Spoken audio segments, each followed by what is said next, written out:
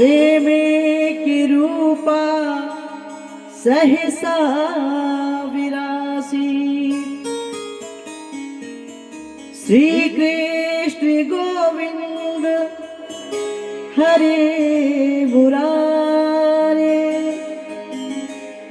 नाथे तिना मानी मोहरे।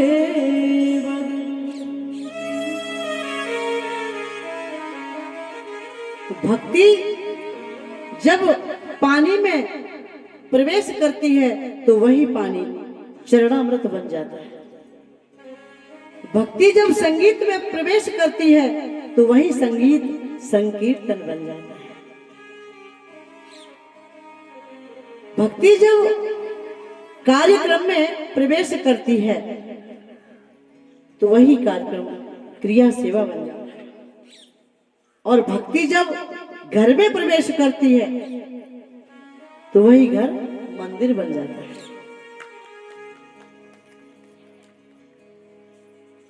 भक्ति जब व्यक्ति में प्रवेश करती है, आप सब में भक्ति महारानी तो बैठे जो यहाँ अपनी अपनी नौकरी की छुट्टियां लेकर के यजमान बन के बैठे हो, तो भक्ति जब हृदय में प्रवेश करती है तो व्यक्ति मानव बन जाता है और भगवान का भक्त बन जाता है।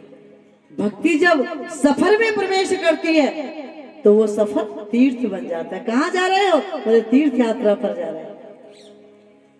और वैसे जाते हो तो क्या कहते हो? घूमने जा रहे हैं। लेकिन जब भक्ति सफर में प्रवेश करती है तो वही सफर तीर्थ बन जाता है। और भक्ति जब भूख में प्रवेश करती है तो वही भूख व्रत बन जाता है। और भक्ति जब भोजन में प्रवेश करती है, हम लोग भगवान को रोज भोग लगाते हैं ना, तो भोग जो भोजन का लगाते हैं फिर वो क्या बन जाता है? वो भोजन प्रसाद बन जाता है। कहते हैं ना कि ठाकुर जी को भोजन का प्रसाद लगा दो, वो भोजन फिर प्रसाद बन जाता है। बोलिए भक्ति महारानी की जय हो। तो कल आप लोगों ने सुना था कि दो चीज थी, एक तो शुद्धामृत, अमृत। देवता सोने के कलश में अमृत लेकर के गए थे ना। सुखदेव जी महाराज से कहा था कि राजा परीक्षित को ये अमृत पिला दो, राजा अमर हो जाएगा और ये कथामृत हमें दे दो। लेकिन उन्होंने क्या कहा था कि आप तो व्यापार का काम कर रहे हो, व्यापारी बन रहे हो, सौदेबाजी कर रहे हो। अभक्त समझा उनको। क्वा स्वधा क्वा कथा लोके क्वा कांचा क्वा मणि। कहा एक कांच का टुकड़ा। तो सोनकादिक ऋषियों ने पूछा है सूची महाराज, हम जानना चाहते हैं कि शुद्धामृत और कथामृत में अंतर क्या है। तो सूची महाराज ने कहा, हे ऋषियों, शुद्धामृत अमृत है, कथामृत वो अमृत है जिसकी कोई बराबरी कभी नहीं कर सकता। शुद्धामृत की यह विशेषता है, जैसे जीवन में किसी ने कोई बहुत पुण्य धर्म किया, दान किया, बहुत किया, मृत्यु के बाद वो भगवान के धाम गया, वैकुंठ लोक, स्वर्ग में गया। स्वर्ग में कब तक रहेगा? जब तक उसके पुण्य है तब तक वो स्वर्ग में रहेगा। और जैसे ही पुण्य समाप्त होंगे तो पृथ्वी लोक पे उसको गिरा दिया जाएगा, जाओ। और कथामृत ये घटता नहीं है। दूसरी विशेषता ये है कि कथा में कोई बंधन नहीं है, कोई पाबंदी नहीं है। हर व्यक्ति, चाहे वो पापी हो, दुराचारी हो, नहाया है कि नहीं नहाया है, बीमार है, स्वस्थ है, कैसा भी है, वो कथा श्रवण कर सकते हैं। पुण्यात्मा स्वर्ग में जाते हैं, लेकिन कथामृत श्रवण करने वाला व्यक्ति, उसके पुण्य समाप्त नहीं होते, उसके पुण्य कभी क्षीण नहीं होते हैं। कथामृत दिव्य चीज जीवी बनाता है और सुधामृत वो दीर्घ जीवी बनाता है। जब तक है, जब तक पुण्य है, पुण्य खत्म तो उसको फिर वहां कोई जगह नहीं। इसलिए हरि कथामृत की विशेषता है कि कल्प साप हम, ये कथामृत सभी पापों को समाप्त करने वाला है।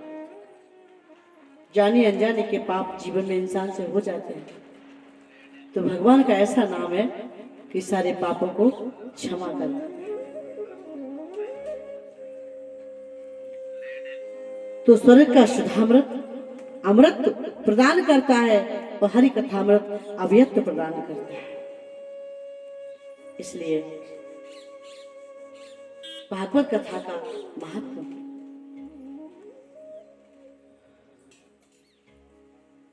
ऐसा है कि भागवत कथा श्रवण करके मनुष्य बहुत सागर से पार हो सकता है।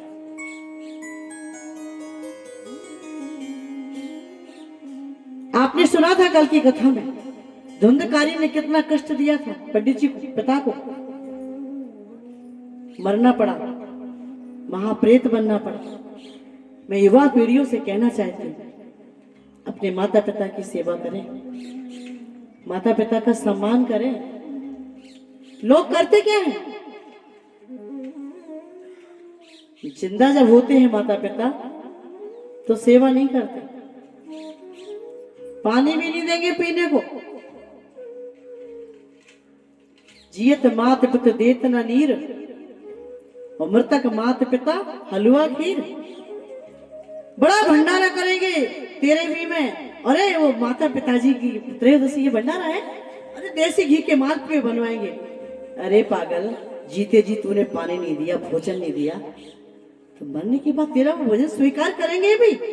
बिल्कुल नहीं करेंगे। मरने के बाद माता पिताजी के नाम से प्याऊ लगवाई है हमने, जिंदा में पानी नहीं पिलाया। अब तुम प्याऊ लगवा रहे हो। देखिए, माँ और पिता का ऋण तो कोई बच्चा कभी चुका नहीं सकता। माता पिता के ऋण से कोई ऋण हो ही नहीं सकता जीवन में। एक बेटा था, मां से बहुत लड़ाई करता था। एक दिन मां ने कहा, बेटा एक जन्म तो क्या, तू जन्मों जन्मों तक मां का कर्ज नहीं चुका सकता। एक दिन उसको बड़ी गुस्सा आई, बोला मां मुझे बता दो तेरा ऋण है कौन सा, मैं चुकाना चाहता हूं तेरे कर्ज को, फिर तू कहेगी तो नहीं कभी। मां ने कहा, बेटा तू कभी नहीं चुका सकता। अपने गुरुजी के पास गए, गुरुजी मेरी माँ रोज दिन में 10 बार कहती है कुछ भी बात हो, अरे तू माँ का कर्ज कभी नहीं चुका सकता, माँ का ऋण कभी नहीं चुका सकता। गुरुजी ऐसा कोई उपाय बताओ कि माँ का ऋण चुका सकूं। गुरुजी ने कहा, बेटा ये जवाब तो मैं तुम्हें कल दूंगा, पर तू मेरा एक काम कर दे। बोले गुरुजी बताओ। मैं इस ऋण से आधा होने के लिए सब कुछ करने को तैयार हूं। माँ ये कहना तो छोड़ देगी। एक 2 किलो का पत्थर का टुकड़ा लिया, उस व्यक्ति के पेट पर बांध दिया और बोले बेटा आज तो तुम जाओ अपने घर, लेकिन कल तुम्हारे इस प्रश्न का हम जवाब देते हैं। बोला हम भी यही चाहते हैं। वो लड़का अपने चला गया। ऑफिस पहुंच ही नहीं पाया कि फौरन से वापस आता है और कहता है, गुरुजी वो जवाब तो कल दे देना, पर ये पत्थर का टुकड़ा निकाल दो पेट से। संत ने कहा, अरे तुम्हें माँ के ऋण को अदा नहीं करना? बोले करना तो है, वो हम कल पूछेंगे, आप कल बताओगे ना। कल ये पत्थर का टुकड़ा मेरा निकाल दो, मुझे बहुत परेशानी हो रही, चल नहीं पा रहा हूँ, बैठ नहीं पा रहा हूँ, कैसे ऑफिस में काम करूंगा, मेरे को बहुत घबराहट हो।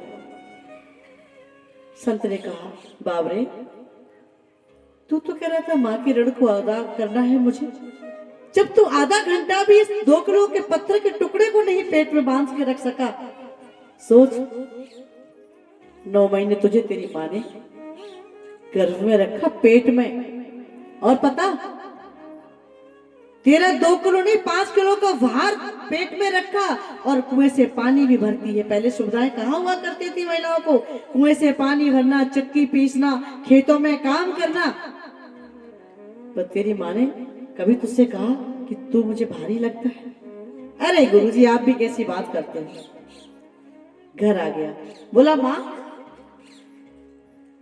बता दो आपका ऋण कैसे अदा कर सकूं, मैं आपके ऋण को चुकाना चाहता हूं। माँ ने कहा जा तू क्या चुकाएगा, रहने दे बस। नहीं माँ बोल ना। तो माँ ने कहा बेटा एक काम कर लाला, आज तू मेरे साथ बिस्तर पर सो जा, ठीक है, मेरा ऋण चुक जाए। माँ फिर तो तू कभी नहीं कहेगी ना? बोली बेटा कभी नहीं कहूंगी, मेरा ऋण अदा हो जाए। अरे वो कौन सी बड़ी बात है, एक रात की तो बात है। बिस्तर पे माँ लेटी थी, माँ ने कहा बेटा सो जा, लेट जा। 2 मिनट वो लड़का लेटा। माँ ने कहा लाला बहुत प्यास लगी है, पानी लिया? अभी लाया माँ। पानी लेने जाता है लड़का, पानी लेके आता है, माँ को देता है। माँ थोड़ा एक घूंट पीती है और पानी गिर जाता है। माँ ऐसे पानी पिया जाता? तो पानी भी ढंग से नहीं पी सकती, सारा बिस्तर गीला हो गया। माँ ने कहा बेटा बुजुर्ग हो ना, माँ हो ना, और फिर तुझे ऋण भी चुकाना है ना, तो गुस्सा क्यों कर रहा? शांत हो गया। अच्छा अच्छा हाँ माँ, हाँ कोई बात नहीं माँ, अब मत मांगना पानी, अब सो जा माँ। एक 5 मिनट फिर हुए। माँ ने कहा बेटा बहुत जोर से प्यास लगी है, पानी लिया? माँ अभी 2 मिनट हुए। बोली बेटा कोई बात नहीं, बुजुर्ग को प्यास लगाई तो तुझे ऋण भी तो मेरा चुकाना है, फिर आज की तो रात तूने मुझे दी है ना। फिर चला गया, पानी लेके आया, फिर माँ को पानी दिया। माँ ने थोड़ा सा पानी पिया, फिर गिर गया। चिल्ला के बोल माँ ढंग से पकड़ नहीं सकती गिलास को, सारा पानी गिरा दिया। माँ ने कहा बेटा बुजुर्ग हो ना, मेरी उम्र तो देखो, हाथ कांपता है, फैल गया, कोई बात नहीं बेटा, तू इस सूखी जगह पे इधर लेट जा। माँ अब चुपचाप सो जाना, अब मत कहियो। माँ ने कहा नहीं बेटा अब नहीं कहूँ। एक 10-15 मिनट बाद माँ ने फिर कहा बेटा बहुत प्यास लगी, पानी लिया? चिल्ला के बोला माँ क्या नमक खा के सोई थी, इतनी प्यास तुझे लग रही है? माँ ने कहा बेटा बुजुर्ग को प्यास भी लगती है, तो सास की रात तो तूने मुझे दी है ना, आखिरी बार पानी ला रहा हूं माँ, अब मत मांगना इससे ज्यादा, मैं नहीं कर सकता हूँ, परेशान कर रखा है, सारी रात खराब कर दी, सो नहीं पा रहा हूँ। माँ सुबह ऑफिस भी जाना है, ऑफिस का काम भी करना है, ये बिस्तर गीला हो गया। माँ ने कहा अच्छा एक बार ला दे बेटा, फिर नहीं कहूंगी तेरे से। पानी लेके आया, मैंने थोड़ा सा पिया, फिर गिर गया, उठा करके माँ को बिस्तर से नीचे गिरा दिया। माँ की कमर टूट गई। माँ ने कहा बेटा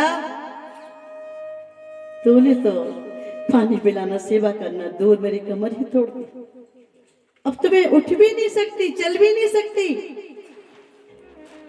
जोर से बोला तू इसी लायक है माँ, इसी लायक, परेशान कर रखा, सारा बिस्तर गीला कर दिया, कहाँ सोऊं मैं, कहाँ लेटूं, हर 2 मिनट पे पानी पीना है, पानी पीना है, पानी पीना है, कितनी प्यास लगती है तुझे? माँ ने कहा बेटा ये तो पानी है, 9 महीने तुझे मैंने अपने कोख में रखा, गरीबी थी बेटा, आज तू नौकरी कर रहा है, पर मैं मजदूरी करती थी, खेतों में काम करती थी, वो तू मेरे गर्भ में था। और पता है बेटा बिस्तर भी ढंग से सोने को नहीं थे, खुद कीले में सोती थी, तुझे सूखे में सुलाती थी, और जानता है तू ये तो पानी से गीला है, पानी से, तेरे बलबूत्र में मैं लेटी रहती थी, और कभी कभी तो तुझे गोद में लिए होती थी, और मैं रोटी खाने को बैठ रही, तूने कभी कभी पेशाब कर दी, मलमूत्र त्याग दिया, मेरी थाली में तक गिर जाता था, मैंने तुझे फेंका नहीं है कभी, मैंने तुझे कभी डांटा नहीं है, तू पानी में नहीं लेट सका, और एक माँ बिस्तर में मलमूत्र में लेटती रही और तुझे सूखे में लिटाई रही। तू माँ का ऋण कभी नहीं अदा कर सकती।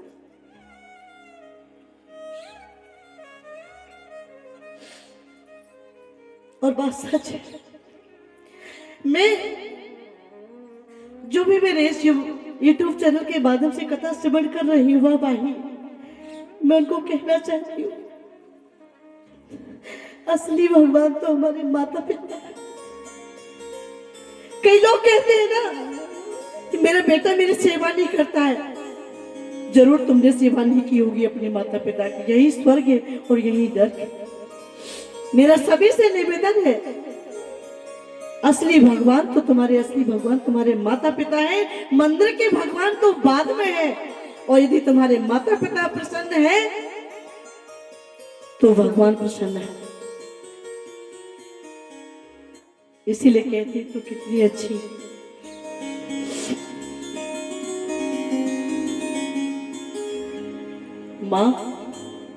माँ और पिता कितना करते हैं बच्चे के लिए। माँ बच्चे के लिए दाई का काम करती है। जब मलमूत्र साफ करती है तो दाई बन जाती है, दाई का काम करती है। और जब माँ बच्चे के वस्त्र को सिलती है तो माँ दर्जी का काम करती है। माँ जब बच्चे को पढ़ाती है, शिक्षा देती है तो टीचर बन जाती है, मास्टर बन जाती है। माँ जब वस्त्रों को धोती है तो धोबी का काम करती है। मलमूत्र साफ करती है तो स्वीपर का काम करती है, लेकिन कोई भार बोझ से नहीं करती, प्रसन्नता से करती है, खुशी से करती है। इसलिए मैं अपनी नवयुवक भाभियों से कहना चाहूंगी, मैंने देखा स्नेहलता भाभी में बहुत अच्छे संस्कार है। यहाँ तो हम बाद में आए हैं, मेरी फोन से जब भी बात होती थी तभी मैं इनकी भाषा शैली समझती थी। मैं सोचती थी, मैं बाबू माँ को कहती थी कि ये बहुत अच्छी बहू होगी, मेरे अंतरात्मा कहती है। और प्रत्यक्ष प्रमाणम यहाँ आके मैंने देखा। और मैं सबसे कहना चाहती हूँ कि जितनी भी भाभियां हैं, सासू माँ को सासू माँ ना समझे, माँ समझे, ससुर जी को पिता समझे। और वृद्धाश्रम बनाने वाली कौन होते हैं? बेटा और बहू ही होते हैं। ये वृद्धाश्रम क्यों बनेंगे आज के जमाने में? यदि हम लोग अपने अपने माता पिता का ध्यान रखेंगे, अपने अपने सास ससुर का ध्यान रखेंगे, तो कभी भी ये वृद्धाश्रम नहीं बनेगा। इसलिए हमारा सबसे यही निवेदन है कि अपने माता पिता का ध्यान रखें। और कितनी अच्छी है माँ, तू कितनी अच्छी है, तू कितनी भोली है, तू कितनी अच्छी है, तू कितनी प्यारी है, प्यारी प्यारी है। ओ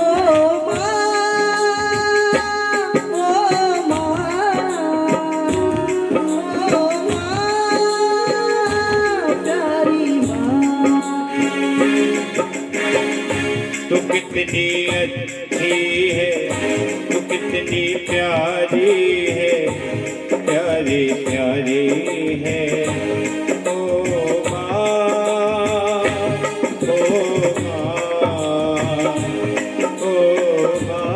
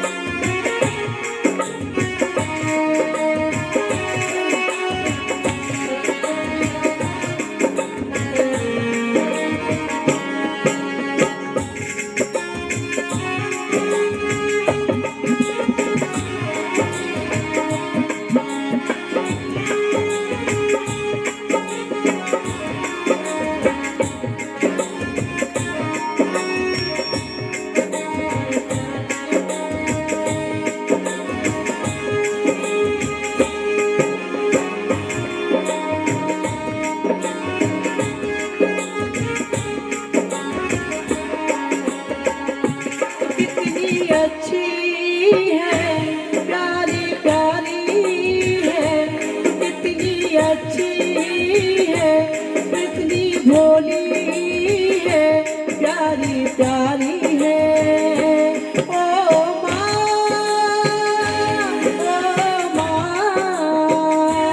ओ माँ, भोली माँ।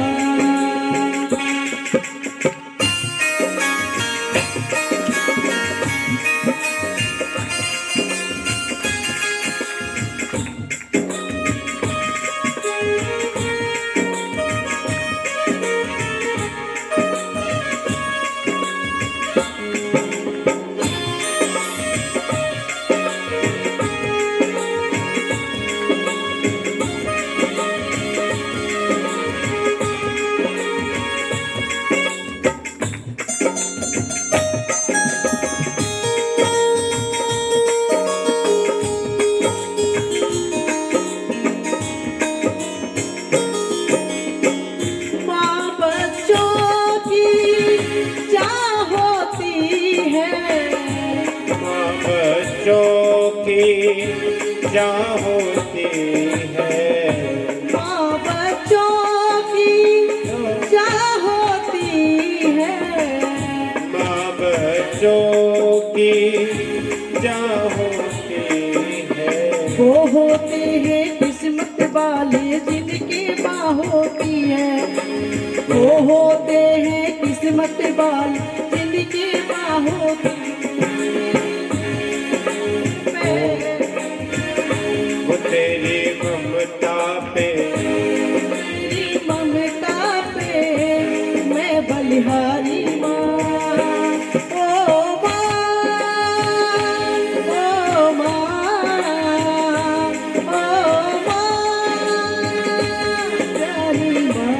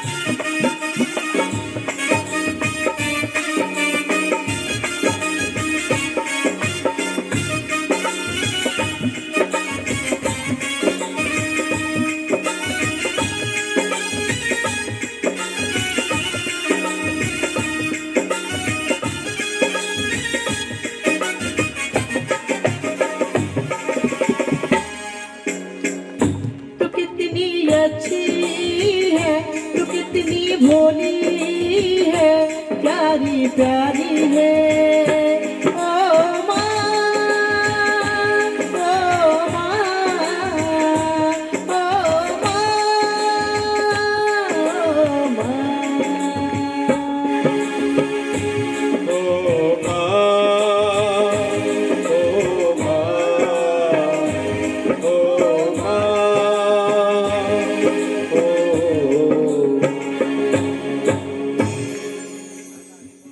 तो माँ और पिता असली भगवान है। उनका कभी अपमान मत करो, उनका कभी दिल मत दुखाओ। पहले के समय में पितृ दोष पितृ कोप कम हुआ करते थे, होते तो थे कम। क्यों? पहले माता पिता का सम्मान था, सास ससुर का सम्मान था। आज के जमाने में माता पिता के प्रति सम्मान श्रद्धा कुछ नहीं है। आखिर में क्या होता है? आत्मा दुखी होती रहती है और उसी समय उनकी मृत्यु हो जाती है, तो वो कोप हो जाती है। इसलिए माता पिता को असली भगवान मानो। मर्यादा पुरुषोत्तम राघवेंद्र सरकार की आदर्श चरित्र से शिक्षा लो। प्रातः काल उठ के रघुनाथा, माता पिता गुरु ना बहे माथा। सम्मान करो। और हम यही कहना चाहेंगे, तो सोनकादिक ऋषियों ने पूछा सूत जी महाराज से कि जब गोकर्ण जी महाराज ने गया जी में जाकर के पिंडदान किए, तो फिर धुंधकारी का उद्धार क्यों नहीं हुआ? उसको प्रेत योनि से मोक्ष क्यों नहीं मिला, मुक्ति क्यों नहीं हुई? सूत जी महाराज ने कहा, हे सौनकादिक ऋषियों, लोग करते क्या है, हर काम में तिथि चलती है, तिथि चलती है ना, आप भी सब जानते होंगे। तारीख चलती क्या? तारीख नहीं चलती। जन्म होता है तो पंडित जी क्या लिखते हैं? तारीख लिख दे वो अलग बात है, 12 बजे के बाद तारीख बदल जाती है, लेकिन तिथौ जरूर लिखेंगे, तिथि फला फला, दिन फला फला। अब लोग क्या करते हैं, 12 बज गए, तारीख दूसरी आ गई, तो वही तारीख लिखेंगे, जबकि नियम क्या है, शिव जी की लड़ाई पार्वती से नहीं हुई है, ये मुझे करना है। और एक दिन देवर्षि नारद कैलाश पर्वत पर पहुंचे, मैया पार्वती मोदक लड्डू बना रही थी, वो उनको गुरुजी बोलती थी, अरे गुरुदेव आइए, स्वागत है, आइए, बहुत दिन बाद आए हो, कहाँ थे इतने समय से, आप आते नहीं हो? देवर्षि नारद ने कहा, माता मैंने सब जगह जाना छोड़ दिया है। बोले क्यों? इसलिए बोले बहुत झूठ का बोल वाला है, संसार में कोई किसी को प्रेम नहीं करता, पति पत्नी को प्रेम नहीं करती, पत्नी पति को प्रेम नहीं करता, पुत्र पिता को प्रेम नहीं करते, सास बहू को प्रेम नहीं करती, बहू सास को प्रेम नहीं करती, झूठ का बोल वाला है, प्रेम खत्म है संसार से, हम नहीं जाते कहीं, पति पत्नी में कपट है। पार्वती जी ने कहा, गुरुदेव और सब पति पत्नी में प्रेम ना हो, पर हमारे भोले बाबा हम में तो बहुत प्रेम है, हमारे पति भोले देव बाबा तो इतने प्रेम, इतना प्रेम करते हैं हमसे कि समाधि में जब उन्हें दर्शन होते हैं प्रभु के, तो कहते हैं, पार्वती आज मैंने प्रभु राम के दर्शन किए, आज मैंने भगवान कृष्ण के दर्शन किए। अरे गुरु मंत्र नहीं बताया जाता है, वो तक बता देते हैं हमको, मुझे बहुत प्रेम करते हैं मेरे भोले बाबा। देवर्षि नारद बोले, बिल्कुल भी प्रेम नहीं करते। अरे नहीं, मेरे भोले बाबा बहुत अच्छे, मुझे बहुत प्रेम करते। गुरुदेव कैसी बात करते हो? देवर्षि नारद बोले, आपके भोले बाबा आपको बिल्कुल प्रेम नहीं करते, बहुत कपट करते हैं। पार्वती जी बोले, ऐसे मत कहो, मेरे पति बहुत अच्छे, हम लोगों में बहुत प्रेम है, हमारा दाम्पत्य जीवन बहुत अच्छे से व्यतीत हो रहा है, अच्छे हैं मेरे पति। नारद जी बोले, जितना कपट और झूठ आपके भोले बाबा में है आपके प्रति, उतना तो संसार में किसी पति पत्नी में नहीं है। बोले वो कैसे? बोले आप कह रही हैं कि गोपीनयम गोपनीयम गोपनीयम प्रततः, कि मर्यादा नहीं रखते हैं और हर बात बताते हैं, लेकिन हम तो कहते हैं कि जितना कपट वो आपसे करते, जितना छिपाव वो आपसे करते, उतना कोई नहीं करते। अब पार्वती जी के दिमाग में बैठ गई बात, बोली क्या क्या कपट करते, क्या छिपाव करते? देवर्षि नारद ने कहा, ये जो तुम्हारे पतिदेव के गले में नरमुंड की माला है, उन्होंने कभी आपको बताया किसके नरमुंड पहने गले में? पार्वती जी के दिमाग में फिट हो गई और बोली, हाँ गुरुदेव बिल्कुल सच कह रही है, मुझे कभी नहीं बताया, मैं समझ गई मुझसे झूठ बोलते हैं, हाँ कपट, अब मैं समझ गई, आपकी बात आने दो भोले बाबा को, आज ही पूछ के रहूंगी। नारद जी ने सोचा मेरा काम हो गया, मैं भाग लू यहाँ से। बोले माता अब मैं तो चला। अरे बोले यार मैंने बहुत अच्छे मोदक लड्डू बनाए, प्रभु पाओ ना प्रसाद। बोले माता बहुत जल्दी में हूँ। उन्होंने सोचा मेरा जो काम था वो तो कर दिया, अब मैं चलता बनता हूँ। नारद जी चल दिए वहां से और कहाँ पहुंचे, जहाँ भोले बाबा समाधि में बैठे। बोले प्रभु समाधि में बैठे रहोगे, माता याद कर रही, जल्दी जाओ। भोले बाबा ने कहा अरे अरे गुरुदेव, अरे अरे आइए नारद जी बैठो। बोले नहीं प्रभु बहुत जल्दी में है, समय कहाँ है हमें। समझ गया भोले बाबा कि ये जल्दी में है, निश्चित कुछ ना कुछ बात जरूर है। और नारद जी चले गए। इधर शिव जी आए, आकर के पार्वती को खोजने लगे। पार्वती पार्वती, पूरा कैलाश पर्वत देख लिया, कहीं पार्वती जी नहीं। पार्वती कहाँ लेटी? को भवन में लेटी। पहले स्त्रियां बहुत कम रूठती थी, कभी नाराज नहीं होती थी पति से। और पहले क्या है कि नियम था, यदि कभी पत्नी नाराज है तो एक अलग से छोटा सा कमरा बना दिया जाता था उसके लिए। तो वो उसमें लेट जाती थी, बैठ जाती थी, लेट जाती थी, तो संकेत होता था कि ये आज किसी बात से नाराज है। लेकिन अब तो 24 घंटे टेम्परेचर हाई बना रहता है। आप लोगों की बात थोड़ी ना कर रहे हैं, आप लोग तो बहुत अच्छी हैं, हम तो और जगह की बात कर रहे हैं कि उनका 24 आवर 24 घंटे टेम्परेचर हाई बना रहता। अब उन्हें एक कमरे की जरूरत क्या है? जब 24 घंटे टेम्परेचर हाई रहेगा उनके दिमाग का, तो वो तो पूरा घर ही को भवन बना रहता है उनका, तो एक कमरे की जरूरत ही नहीं है। तो बोले बाबा सब जगह खोज रहे पार्वती। अरे ओ पार्वती कहाँ हो, कहाँ है? ये भागवत कथा ही टेम्परेचर हाई करते हैं, वो डाउन करती है, हाई को डाउन कर देती है।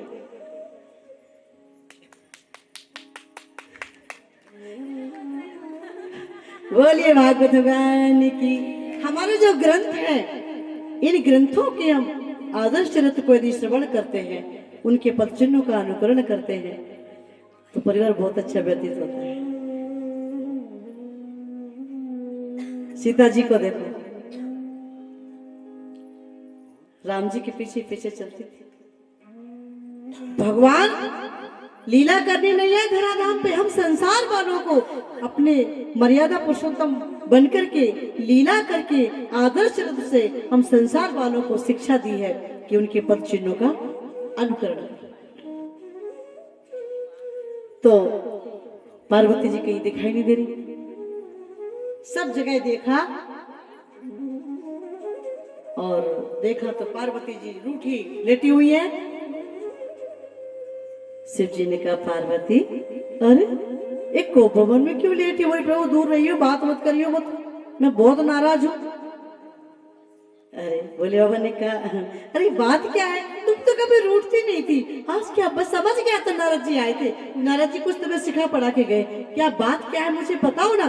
बोली मैं बात नहीं करना चाहती आपसे, आप मुझे बिल्कुल प्रेम नहीं करते, आप बहुत झूठ बोलते, आप कपट करते हो। बोले किससे? बोली मुझसे।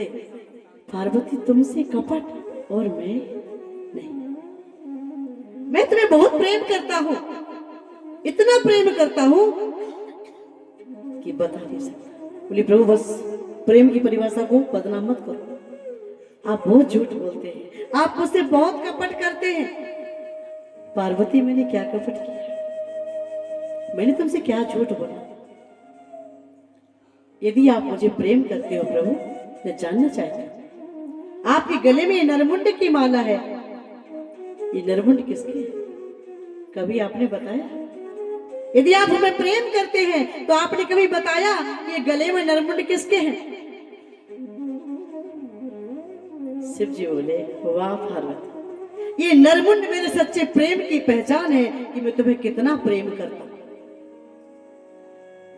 अच्छा, हमारे प्रेम से और नरमुंड से क्या मतलब है? हमारे प्रेम की पहचान ये नरमुंड है हमारे गले में, वो कैसे? शिव जी ने कहा पार्वती जब जब तुमने जन्म धारण किया और तुम्हारी मृत्यु हुई, तुम्हारे नरमुंड को मैंने अपने गले में धारण कर लिया, जिससे मुझे तुम याद बनी रहो। हमारे प्रेम का प्रतीक ये हमारे नरमुंड। पार्वती जी बोली वाह प्रभु वाह, पुनरपि जन्मम पुनरपि मरणम पुनरपि जननी जठरे शयनम। हमने जन्म लिया मरण हुआ, जन्म लिया मरण हुआ इतने बार, और आप? बोले मैं अमर हुआ। कैसे? बोले मैंने अमर कथा सुनी। प्रभु हमें क्यों नहीं सुनाई वो कथा? शिव जी ने कहा सत पार्वती,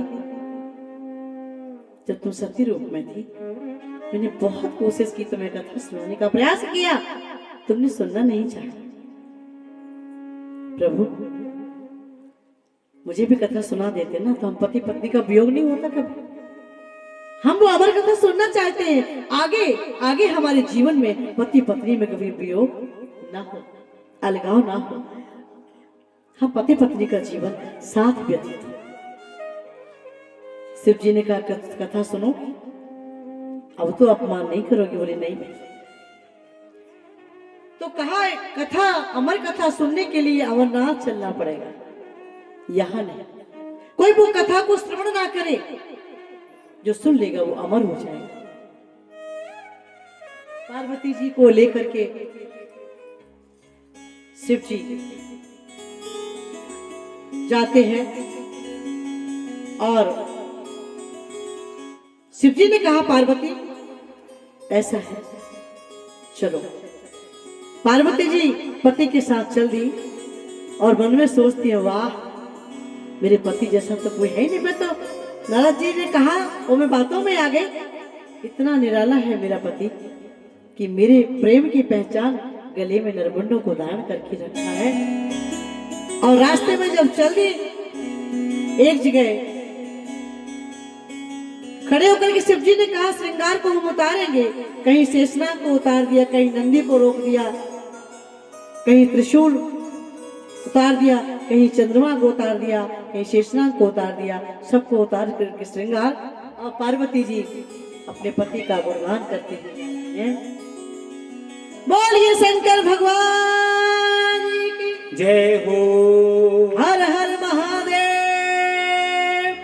शंभू शंभो।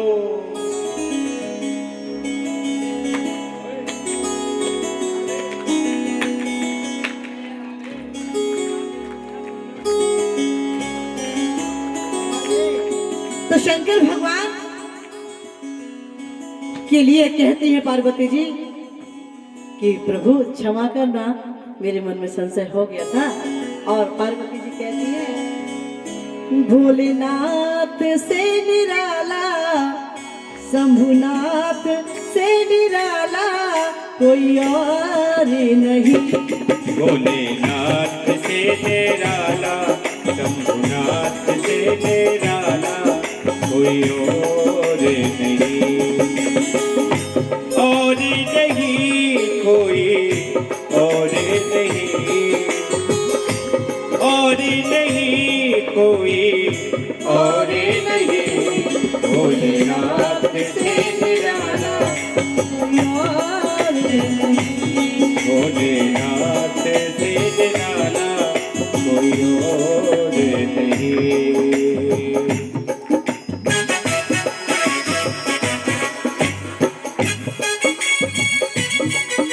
शंकर भगवान की तालियों के साथ।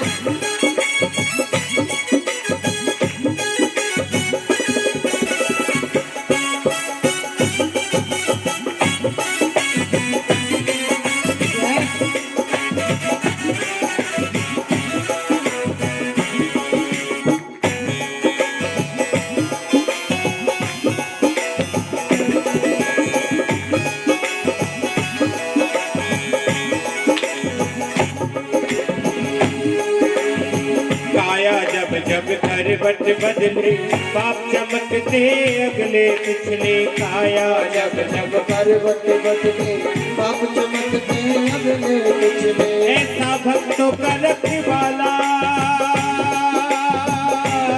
कोई और नहीं, ऐसा भक्तों का रखवाला कोई और नहीं। भोलेनाथ से निराला, शंभुनाथ से निराला कोई और नहीं। ओ भोलेनाथ से निराला, भोलेनाथ से निराला कोई और नहीं।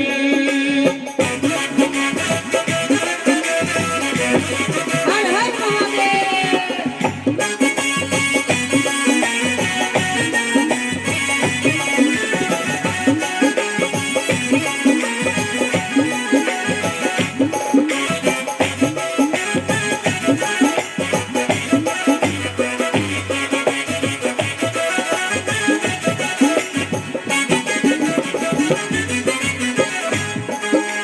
तुमने जग का कष्ट मिटाया, मुझको स्वामी क्यों बिसराया। तुमने जग का कष्ट मिटाया, मुझको स्वामी क्यों बिसराया। ऐसा चक्कर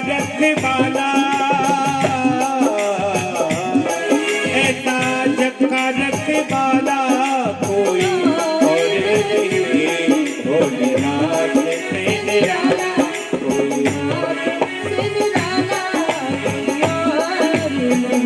ओ डमरू वाले से निराला कोई और नहीं, भोलेनाथ से निराला कोई और नहीं।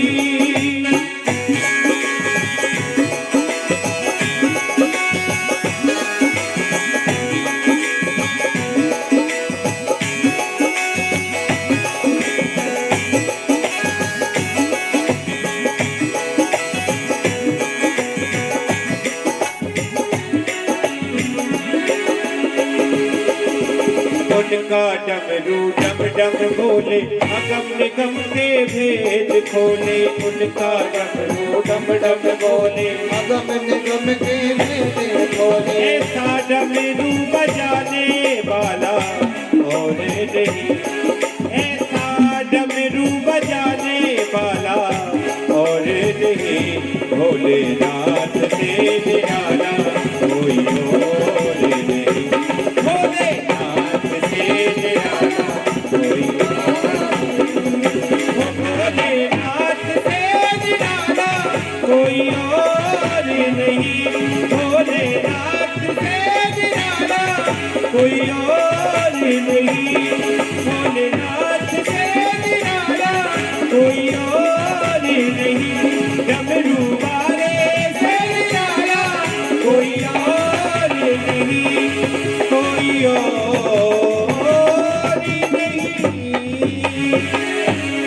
बोलिए शंकर भगवान की जय, जय जय श्री राधेश्याम। पार्वती जी शिव जी का गुणानुवाद करती हुई चली जा रही हैं। वाह, तभी तो सब तो देव है। जिन्होंने अमृत पान किया वो देव कहलाए, जिसने विषपान किया वो महादेव कहलाए। देवों को देव महादेव। तो पार्वती जी, ओहो वाह भैया, देखो हमारे भैया भाभी भी बैतूल से आ गए हैं। बताइए इस गांव के यहीं से नहीं आ सके, 8 मिनट से बैतूल से कितने लोग आए हैं। व्यासपीठ से भैया भाभी आप सबका स्वागत है। अरे वाह, मेरे कान्हा जी भी आए हैं। व्यासपीठ पर आइएगा, आइए व्यासपीठ पर। अनिल ढोटे ये हमारे भैया हैं। और मैं एक बात आपसे कहूं व्यासपीठ से, हम जो ये भागवत पहले हम राम कथा ही करते थे, भैया भी छोटे थे हम भी थे, राम कथा भैया ने पहले कराई थी बैतूल में, तब मैं भागवत नहीं करती थी। और भागवत के दिन पिताजी का नाम क्या है भैया आपने कहा? रघुनाथ राव ढोटे। पिताजी की कहने से मैंने भागवत की तैयारी की थी। और लेकिन जब भागवत की, जब भैया ने 2011 में कर दिया, खुशी बहुत आशीर्वाद, पहली भागवत मेरे जीवन की। तो वही मेरे ये भैया और ये भाभी है। भगवान कान्हा इधर आओ, बहुत बहुत आशीर्वाद।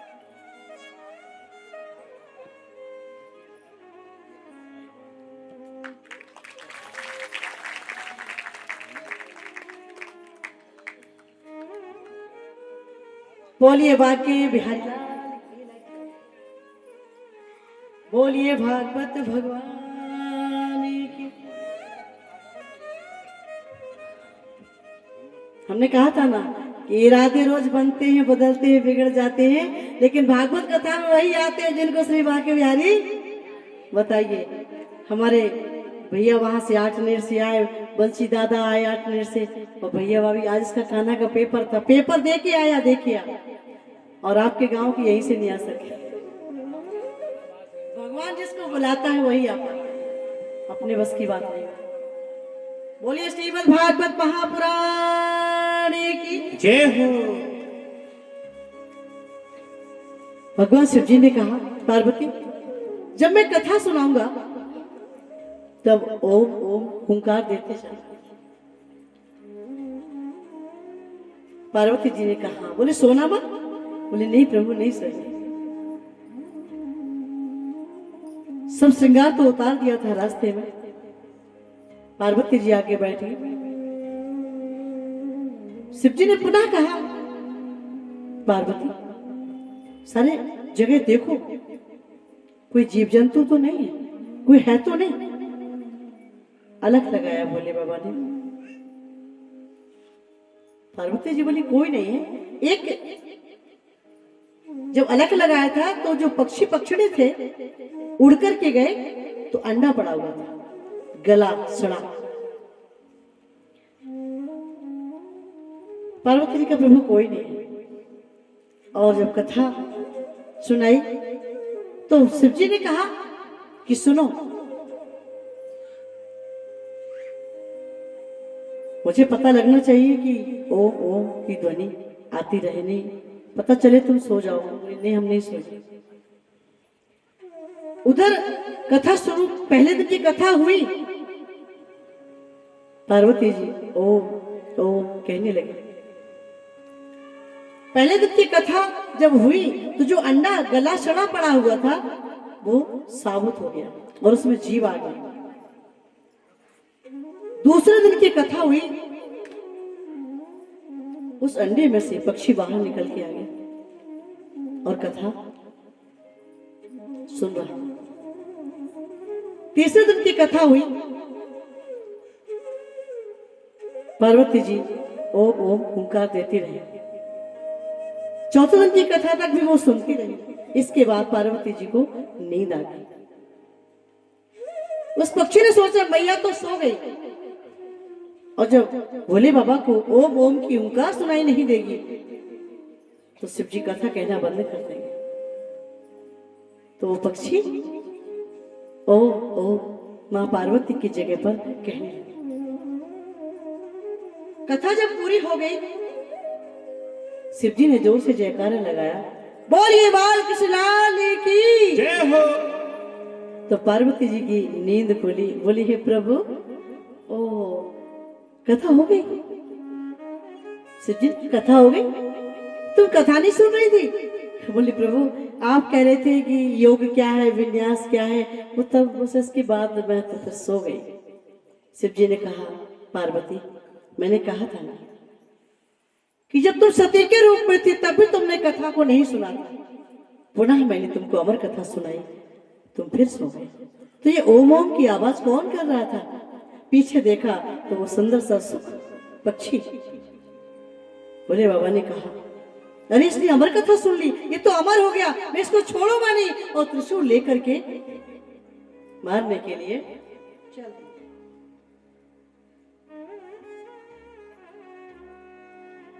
आगे आगे वो सुख और पीछे पीछे भोले बाबा। आगे देखा तो व्यास जी की कुटिया थी और उनकी पत्नी बीटका देवी अपने पति से कह रही थी कि प्रभु सारा उम्र निकल गई, बुढ़ापा भी आ गया, पर कोई एक संतान भी नहीं हुई। और इतना कहते हुए उनको जमाई आ गई। और तभी छोटे सूक्ष्म रूप में जाकर के मुख के द्वारा गर्भ में प्रवेश करे। शिव जी खड़े हो गए त्रिशूल लेकर के और बोले व्यास जी अपने आश्रम में से हमारे शत्रु को निकालो, हम उसको मारेंगे। व्यास जी ने कहा कि प्रभु कौन सा शत्रु है? बोले सुख, इसने अमर कथा सुनी है। कथा सामने बैठ के सुनता तो पाप नहीं था, दोष नहीं था, लेकिन चोरी से पीछे से कथा सुनी। हम इसको मार देंगे, हम नहीं छोड़ेंगे। वेद व्यास जी ने कहा प्रभु जिसने अमर कथा सुन ली वो तो अमर हो गया। अच्छा अमर हो गया, अब कैसे मृत्यु होगी उसकी? आप क्षमा कर दीजिएगा। समझा करके शिव जी को वापस भेजा। जो गर्भ में सुखदेव जी विराजमान है, कितने साल हो गए? 12 वर्ष। वेद व्यास जी की पत्नी कहती है स्वामी गर्भ में से वेद ध्वनि आ रही है, मंत्रों की ध्वनि सुनाई दे रही है। लगता है किसी जीवात्मा ने गर्भ को मंदिर बना लिया है।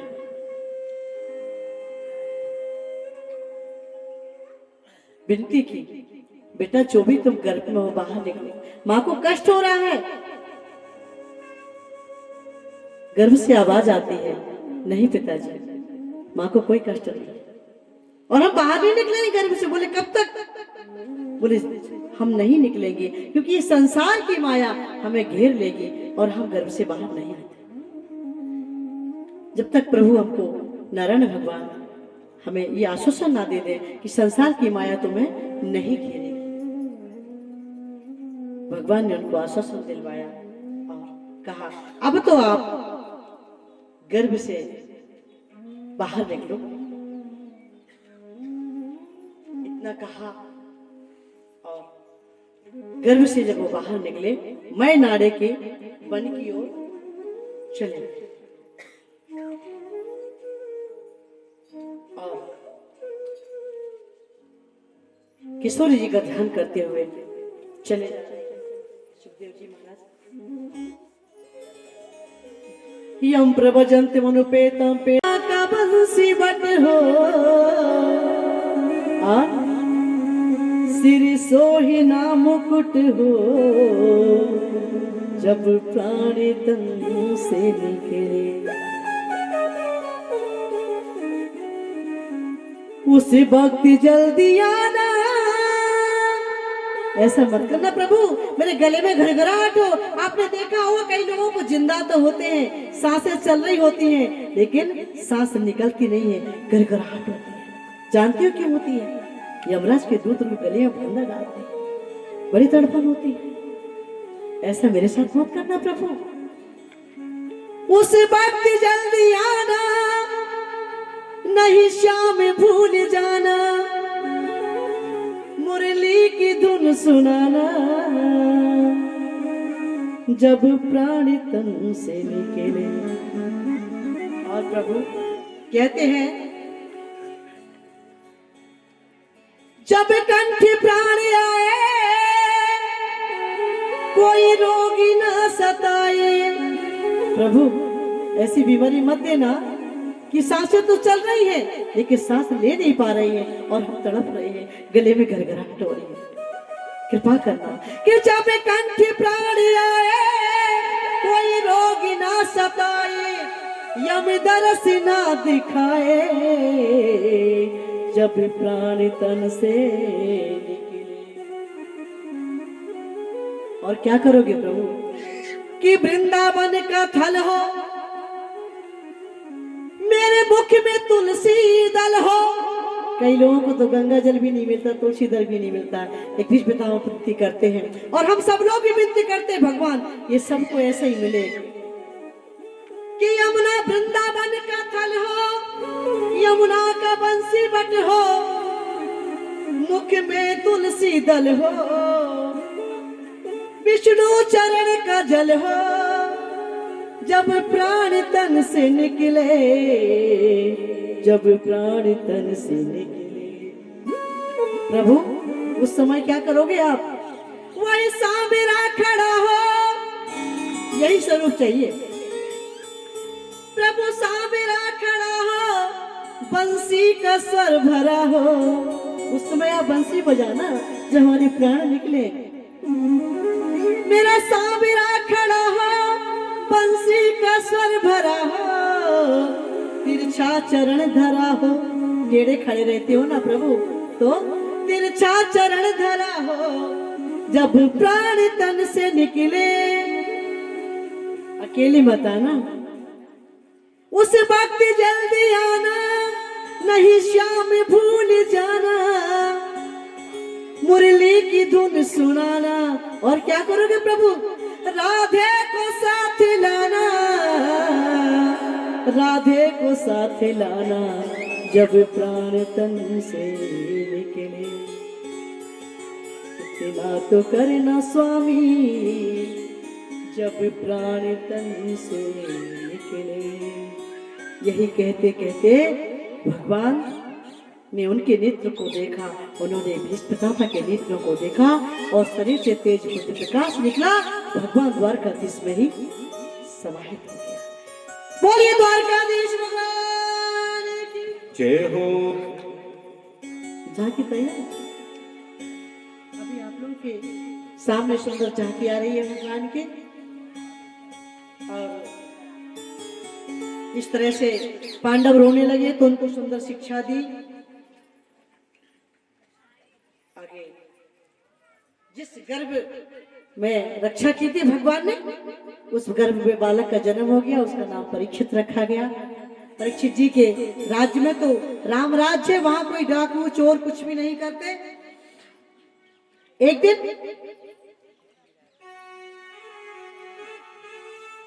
बालक का जब जन्म हुआ, पंडितों को बुलाया, पंडितों ने कहा इसका नाम परीक्षित है। चारों तरफ वो बालक देखता है, मानो वो खोज रहा है जिसने गर्भ में हमारी रक्षा की, इस भीड़ में वो कहाँ है। तो उनका एक नाम परीक्षित हो गया। और भगवान द्वारकाधीश को पता चला हमारी बहन सुभद्रा की पौत्र हुआ है, तो हमारे ब्रज में कहती है छोचक टोपी, बच्चा होता है तो मायके से सामान आता है ना, वो लेकर के आए। और जैसे भगवान द्वारकाधीश को देखा कि हाथ यूं कर दिए, द्वारकाधीश भगवान ने गोद में ले लिया, पहचान गया वो बालक कि वही वो है जिन्होंने मां के गर्भ में हमारी रक्षा की थी। और भगवान ने कहा ये बालक साधारण नहीं होगा, ये बालक तुम्हारे वंश का बहुत नाम रोशन करेगा। एक दिन राजा परीक्षित इधर पांडव सब चले गए, सबने शरीर को त्याग दिया है हिमालय पर जाकर के, वो रास्ते में सब समाप्त होते गए। श्री राधे, जय जय श्री राधे, बोल वृंदावन बिहारी लाल की जय। श्री राधा कृष्ण भगवान की आशीर्वाद से, हनुमान जी महाराज की कृपा से, दीदी माँ के सानिध्य में हमारी दीदी माँ की जन्मभूमि झांसी पर जो आश्रम बन रहा है, उसमें श्री राधा कृष्ण भगवान का मंदिर निर्माण कार्य चल रहा है, जिसमें अभी कुछ कार्य शेष रह गया है। और आज हमारे कुछ भक्तों ने दिल्ली से यूट्यूब माध्यम के से कुछ सहयोग दान राशि प्रदान की है, जिसमें हम भक्तों के लिए व्यास मंच से भगवान से प्रार्थना करते हैं कि उनके लिए भगवान हमेशा उनके घर द्वार भंडार भरे रहें और ऐसे ही वो धर्म कार्यों में आगे बढ़ते रहें। और जो भी भक्तगण अपने द्वारा दान राशि मंदिर निर्माण कार्य के लिए देना चाहते हैं, वो सादर आमंत्रित हैं। जय जय श्री राधे, जय जय श्री राधे। व्यासपीठ से उन भक्तों को मेरा बहुत बहुत साधुवाद, बहुत बहुत आशीर्वाद। हम सब भक्तों के माध्यम से ही मंदिर बना रहे हैं, क्योंकि हम तो भक्तों के सहारे होते हैं, हम तो संत हैं, हम लोगों के पास कोई नौकरी खेती नहीं होती है, व्यापार नहीं होता है। और व्यासपीठ से उन भक्तों के मेरा बहुत बहुत साधुवाद, बहुत बहुत आशीर्वाद, उनके धन धान भरे रहें, भगवान बहुत उन्नति करें जिन्होंने मंदिर के लिए दान दिया है। व्यासपीठ से उनको मेरा बहुत बहुत आशीर्वाद। तो राजा परीक्षित एक दिन जाते हैं, अपना खजाना देखते हैं, और खजाना देखते हैं तो वहां एक सुंदर मुकुट देखते हैं, उस मुकुट को वो अपने मस्तक पर पहन लेते हैं। शिकार खेलने वन में जाते हैं, वहां पर एक समीक ऋषि समाधि में बैठे थे। राजा को प्यास लगी, भूख लगी, उन्होंने कहा, राजा ने कहा, हे ऋषि हमें प्यास भूख लगी है। ऋषि समाधि में थे, आवाज को नहीं सुना उन्होंने। दादा रुकिए, बस कथा विश्राम की ओर जा रही है। हाँ बस सुंदर झांकी भी आ रही है और आरती लेके ही जाएं सभी, जो भी हमारे बाहर से आए भी हम सबसे मिलेंगे। बस हमने इसीलिए परीक्षित जी कथा को 2 मिनट भी कहना तो पड़ता, छोड़ा नहीं जाता। मैं बैठिएगा, बोलिए वाक्य बिहारी लाल की। तो राजा परीक्षित ने जाकर के समीक ऋषि से कहा, प्यास लगी है, भूख लगी, वो नहीं बोले। तो एक सांप पड़ा हुआ था, मरा हुआ, उठा करके उन्होंने ऋषि के गले में डाल दिया। उधर समीक ऋषि के पुत्र संग ऋषि कौशिकी संगता नदी में खेल रहे थे बालकों के साथ। बालकों ने कहा, पता आपके पिताजी के गले में एक राजा आया, उसने सांप डाल दिया है। श्रृंग ऋषि को नहीं पता था कि वो सांप जिंदा है या मरा है। सोचा मेरे पिता को सांप डाल दिया है गले में, तो सांप ने डस लिया होगा। क्रोध के मारे उस बालक ने कौशिकी नदी का जल लेकर के संकल्प किया और कहा, जिस राजा ने हमारे पिता के गले में ये सर्प डाल दिया है, आज से ठीक 7वें दिन तक्षक नाग उसको डस लेगा। इति लंघित मर्यादा तक्ष का सप्त में श्राप लग गया राजा परीक्षित को। राजा परीक्षित अपने जब घर पे आए, मुकुट उतारा तो ध्यान आया, अरे मेरे से तो बड़ा अपराध हुआ। क्यों अपराध हुआ?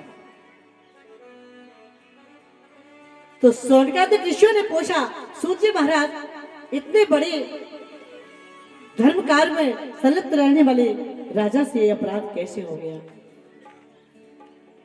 तो कहा कि जब वो शिकार खेलने वन में जा रहे थे, उन्होंने देखा था एक गाय और बैल आपस में बात कर रहे थे। उस बैल के 3 पैर कटे हुए थे, एक पैर से खड़ा था, और उस गाय से बात कर रहा था। तो गाय कह रही थी, ये तुम्हारे 3 पैर किसने काटे? वहीं पर एक काला लंबा सा आदमी खड़ा हुआ था। तो वो दोनों बातें कर रहे थे। राजा परीक्षित ने पूछा, तुम्हारे ये पैर किसने काटे? तो वो बैल कौन है? धर्मराज है। और वो गाय कौन है? पृथ्वी माँ है। आपस में बात कर रहे थे कि पहले सत्य, दान, दया, धर्म ये 4 थे, तो अब कहा ये सब नहीं बचे हैं। इसलिए तो कहा ये पैर किसने काटे हैं? तो कहा कर्म प्रधान विश्व रच राखा, जो जस करे सो तस फल चाखा, को न काऊ सुख दुख कर दाता, वो निज कृत कर्म भोग सब रहता। अपने कर्मों का फल सब भोगते हैं। पूछा, तू कौन है? ये काला कलूटा। बोले, महाराज मैं कलयुग हूँ। बोले, मेरे राज्य में कलयुग का क्या काम है? तुम यहाँ कैसे? ये मेरे राज्य को छोड़ करके जाओ। कलयुग ने कहा, प्रभु कहाँ जाए महाराज, सब जगह आप ही, आपका तो राज्य है। कहा, तुम्हें कोई गुण तो है नहीं, इसलिए तुम्हें यहाँ रहना नहीं है। बोले, महाराज एक गुण तो है। बोले, क्या है? बोले, पहले हमें कुछ रहने की जगह तो दे दो। तो राजा परीक्षित ने कहा, दूतम पानम स्त्रिया सुना धर्मा यथा यत्रा धर्म शत्रुबधा। जहाँ जुआ खिल रहा हो वहाँ कलयुग का वास है। जहाँ शराब पी जाती हो कलयुग का वास है। जहाँ हिंसा होती हो वहाँ कलयुग का वास है। पर स्त्री पर कुदृष्टि कोई डालता है वहाँ कलयुग का वास है। कहा, ये चारों जगह तो अच्छी नहीं है महाराज, एक गुण हमें भी है, लेकिन हमें एक अच्छा स्थान दे दो। बोले, क्या गुण है? बोले, पहले हमें स्थान तो दो। बोले, क्या चाहिए? बोले, महाराज सोने में स्थान दे दो। तो सोने में धातुना अवस्थी कांचनम, वैसे तो सोने में भगवान का वास होता है, लेकिन ईमानदारी के पैसे से कमाया हुआ जो पैसा होता है उसमें भगवान का वास होता है। बेईमानी की कमाई से पैसे में भगवान का वास नहीं। और जो ईमानदारी के पैसे से कमा के हम जीवन बिताते हैं तो जीवन सुखमय भी होता है, फलीभूत होता है। बेईमानी के पैसे कमाने से जीवन में, देखिए, अन्याय की कमाई हुई दौलत से हम सुख सुविधा का सामान तो खरीद सकते हैं, लेकिन सुकून नहीं खरीद सकते हैं, शांति नहीं खरीद सकते हैं, सुख नहीं खरीद सकते हैं, खुशियां नहीं खरीद सकते हैं। जैसे सोना कहा तो वो सोने का मुकुट पहना था राजा, तो वो सोने के मुकुट में ही बैठ गया। शाम को राजा ने मुकुट उतारा, अपराध हुआ। क्यों हुआ? तो शौनकादि ऋषियों ने पूछा, सूर्य महाराज ऐसे विद्वान धर्मज्ञ राजा से, सम्राट से अपराध कैसे हुआ? बोले, राजा ने जो मुकुट पहना था वो जरासंध का मुकुट था। जरासंध दुष्ट राजा था, अन्याय की कमाई से वो मुकुट था, वो लगाया तो सिर पे, उसी मुकुट पे वो बैठ गया था। इसलिए संत के गले में सांप डाल दिया राजा परीक्षित ने, अपराध हो गया। इसलिए राजा परीक्षित ने कहा कि अब मैं अपनी गलती का प्रायश्चित करना चाहता हूँ। उधर समीक ऋषि ने जब देखा, रोता हुआ श्रृंगी ऋषि आया, बेटा क्यों रो रहे हो? बोले, आपके गले में सांप डाल दिया था, इसलिए मैंने श्राप दे दिया उस राजा को। समझ में आएगी संतों का अपमान करने का फल क्या होता है। राजा परीक्षित ने कहा, बेटा क्या किया तुमने? वो तो समाज में सबकी रक्षा करते हैं, तुमने श्राप दे दिया। बोले, अब तो दे दिया। गौरमुख नाम के शिष्य से कहा, जल्दी जाओ, राजा से कहना 7वें दिन तक्षक नाग रस लेगा, अपनी मृत्यु का उपाय करना है तो कर लो। गौरमुख नाम का शिष्य आता है, तो राजा परीक्षित ने सारे परिवार को बिठा लिया। वो संत ने आकर के कहा, महाराज हमारे ऋषि समीक ने भेजा है, उनके पुत्र संग ऋषि ने तुमको श्राप दिया है, आज से ठीक 7वें दिन तक्षक नाग डस लेगा और आपकी मृत्यु हो जाएगी। आपकी मृत्यु को भला बनाना है तो बना लो। गंगा किनारे चले गए राजा परीक्षित, सारे संत ऋषि मुनि आ गए, कुंभ जैसा भीड़ लग गई और पूछा कि मृत्यु को अच्छा बनाने का उपाय क्या है, तभी सुखदेव जी महाराज को ध्यान आया कि राजा परीक्षित के पास मुझे पहुंचना चाहिए।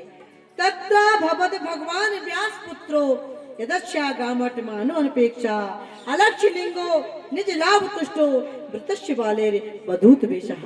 सुखदेव जी महाराज राजा परीक्षित यहाँ आते हैं और उधर तभी सब ऋषि मुनि कहते हैं कि राजा परीक्षित तुम्हारी मृत्यु को मंगल बनाने के लिए सुखदेव भगवान आ गए हैं। बोलिए सुखदेव भगवान की। सुखदेव भगवान की सुंदर झांकी आपके साथ आ रही है और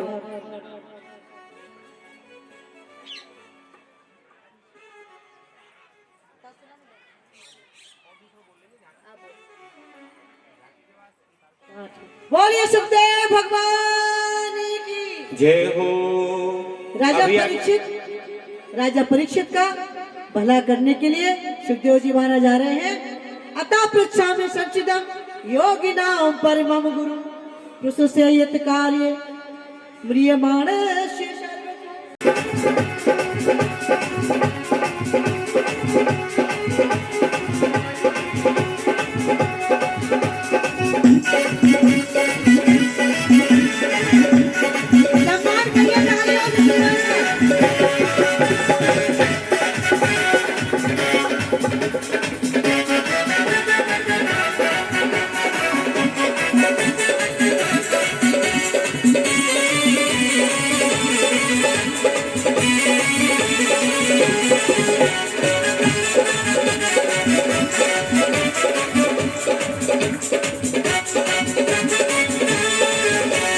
दीवाना बना दिया हमें, मस्ताना बना दिया। दीवाना बना दिया हमें, मस्ताना बना दिया।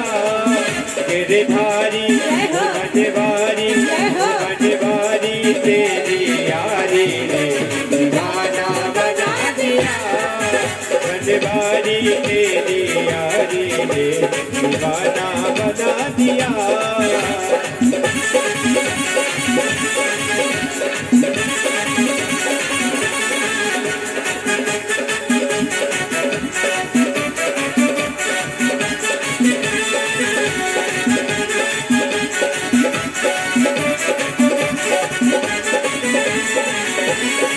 थोड़ी रंग दुनिया के रंग गए तेरे ही रंग में।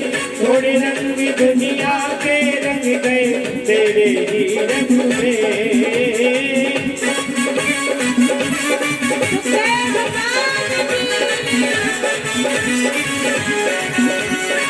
थोड़ी रंग दुनिया के रंग गए तेरे ही रंग में। बनवारी गिरधारी बनवारी तेरी यारी ने दीवाना बना दिया। बनवारी तेरी यारी ने दीवाना बना दिया। दीवाना बना दिया मैं मस्ताना बना दिया। दीवाना बना दिया मैं मस्ताना बना दिया। बनवारी गिरधारी बनवारी तेरी यारी ने दीवाना बना दिया। बनवारी तेरी यारी ने दीवाना बना दिया।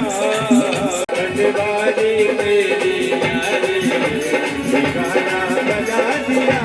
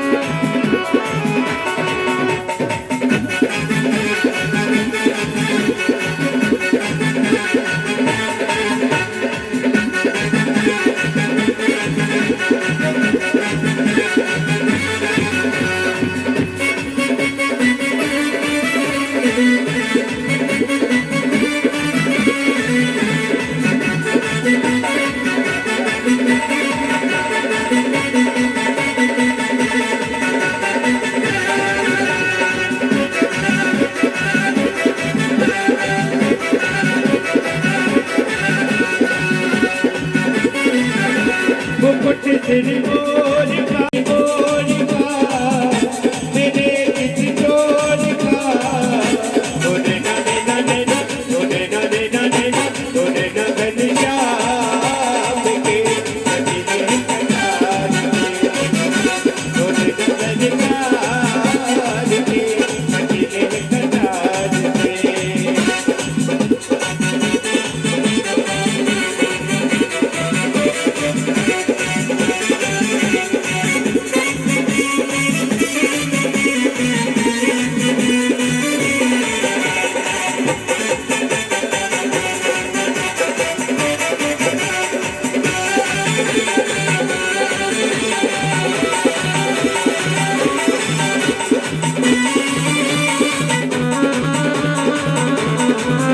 लेकिन शिव जी की लड़ाई पार्वती से नहीं हुई है, ये मुझे करना है।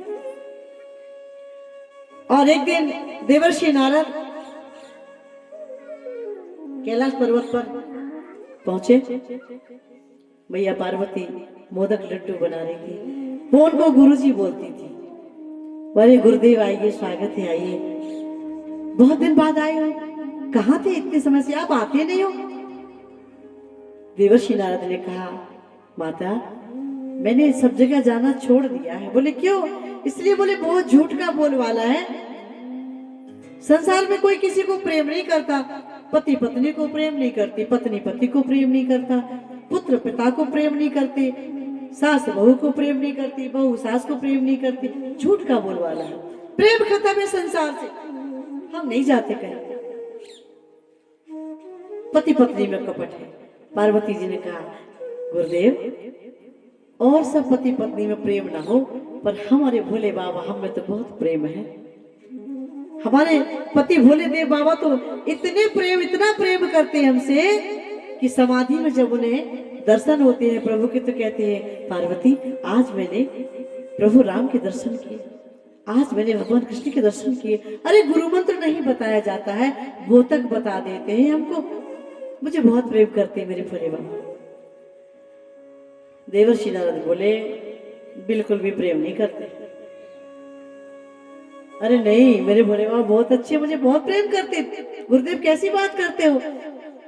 देवर्षि नारद बोले, आपके भोले बाबा आपको बिल्कुल प्रेम नहीं करते, बहुत कपट करते हैं। पार्वती जी बोले, ऐसे मत कहो, मेरे पति बहुत अच्छे हैं, हम लोगों में बहुत प्रेम है, हमारा दाम्पत्य जीवन बहुत अच्छे से व्यतीत हो रहा है, अच्छे हैं मेरे पति। नारद जी बोले, जितना कपट और झूठ आपके भोले बाबा में है आपके प्रति, उतना तो संसार में किसी पति पत्नी में नहीं है। बोले वो कैसे?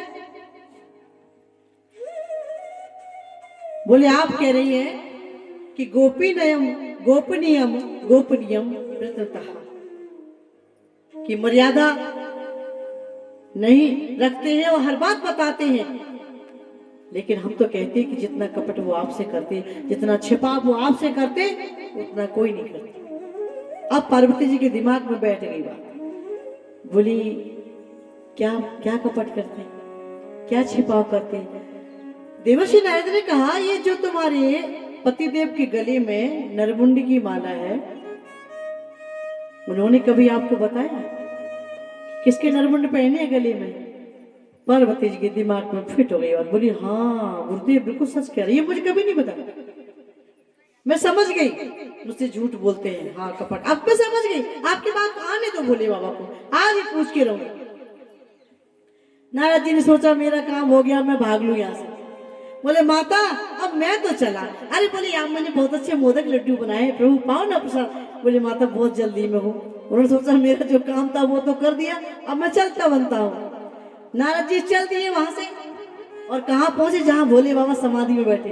बोले, प्रभु समाधि में बैठे रहोगे, माता याद कर रही, जल्दी जाओ।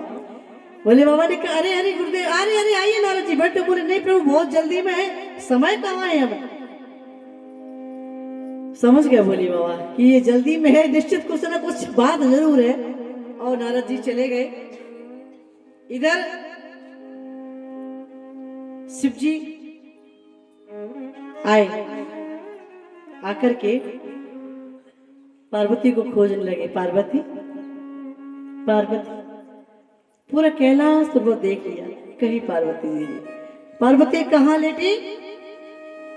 ओ भवन में लेटी। पहले स्त्रियां बहुत कम रूठती थी, कभी नाराज नहीं होती थी पति से। और पहले क्या कि नियम था, यदि कभी पत्नी नाराज है तो एक अलग से छोटा सा कमरा बना दिया जाता है उसके लिए।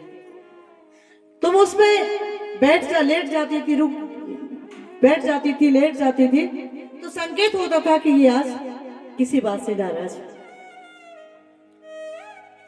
लेकिन अब तो 24 घंटे टेम्परेचर हाई बना रहता है। आप लोगों की बात थोड़ी ना कर रहे हैं, आप लोग तो बहुत अच्छी हैं, हम तो और जगह की बात कर रहे हैं। क्योंकि 24 आवर 24 घंटे टेम्परेचर हाई बना रहता है। अब उन्हें एक कमरे की जरूरत क्या है? जब 24 घंटे टेम्परेचर हाई रहेगा उनके दिमाग का, तो वो तो पूरा घर ही को भवन बना रहता है उनका, तो एक कमरे की जरूरत ही नहीं है। तो बोले बाबा सब जगह खोज रहे पार्वती। अरे ओ पार्वती, कहाँ हो, कहाँ है? ए भागवत कथा ही टेम्परेचर हाई करते हैं, वो डाउन करती है, हाई को डाउन कर देती है।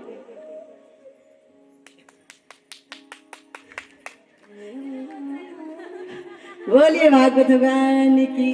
हमारे जो ग्रंथ हैं, इन ग्रंथों के हम आदर्श चरित्र को यदि श्रवण करते हैं, उनके पद चिन्हों का अनुकरण करते हैं, तो परिवार बहुत अच्छा व्यतीत होता है।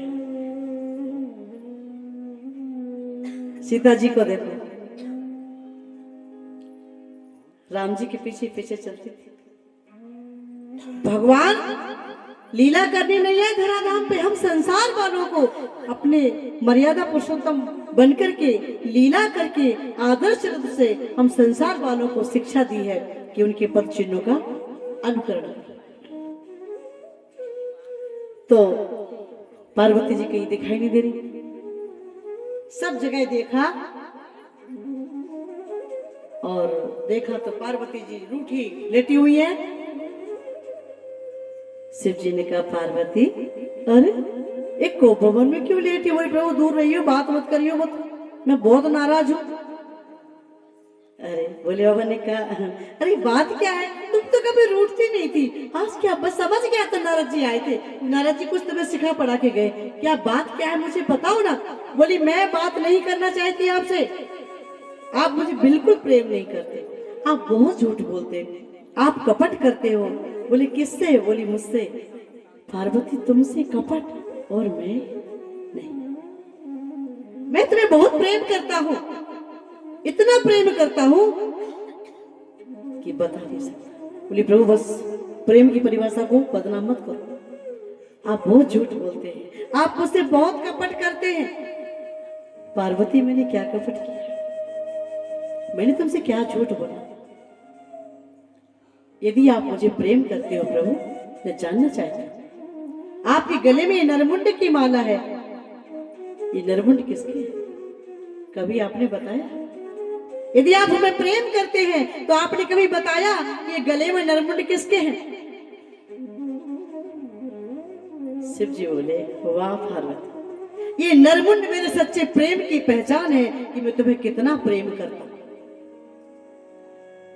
अच्छा, हमारे प्रेम से और नरमुंड से क्या मतलब है? हमारे प्रेम की पहचान ये नरमुंड है हमारे गले में, वो कैसे? शिव जी ने कहा पार्वती, जब जब तुमने जन्म धारण किया और तुम्हारी मृत्यु हुई, तुम्हारे नरमुंड को मैंने अपने गले में धारण कर लिया, जिससे मुझे तुम याद बनी रहो। हमारे प्रेम का प्रतीक ही हमारे नरमुंड। पार्वती जी बोली वाह प्रभु वाह, पुनरपि जन्मम पुनरपि मरणम पुनरपि जननी जठरे शयनम। हमने जन्म लिया मरण हुआ, जन्म लिया मरण हुआ, इतने बार, और आप? बोले मैं अमर हूं। कैसे? बोले मैंने अमर कथा सुनी। प्रभु हमें क्यों नहीं सुनाई वो कथा? शिव जी ने कहा पार्वती जब तुम सती रूप में थी, मैंने बहुत कोशिश की, तुम्हें कथा सुनाने का प्रयास किया, तुमने सुनना नहीं चाहा। प्रभु, मुझे भी कथा सुना देते ना, तो हम पति पत्नी का वियोग नहीं होता कभी। हम वो अमर कथा सुनना चाहते हैं, आगे आगे हमारे जीवन में पति पत्नी में कभी वियोग ना हो, अलगाव ना हो, हम पति पत्नी का जीवन साथ व्यतीत हो। शिव जी ने कहा कथा सुनो, अब तो अपमान नहीं करोगे? बोले नहीं भाई। तो कहा कथा, अमर कथा सुनने के लिए अमरनाथ चलना पड़ेगा, यहां नहीं। कोई वो कथा को श्रवण ना करे, जो सुन लेगा वो अमर हो जाएगा। पार्वती जी को लेकर के शिव जी जाते हैं और शिव जी ने कहा पार्वती ऐसा है, चलो।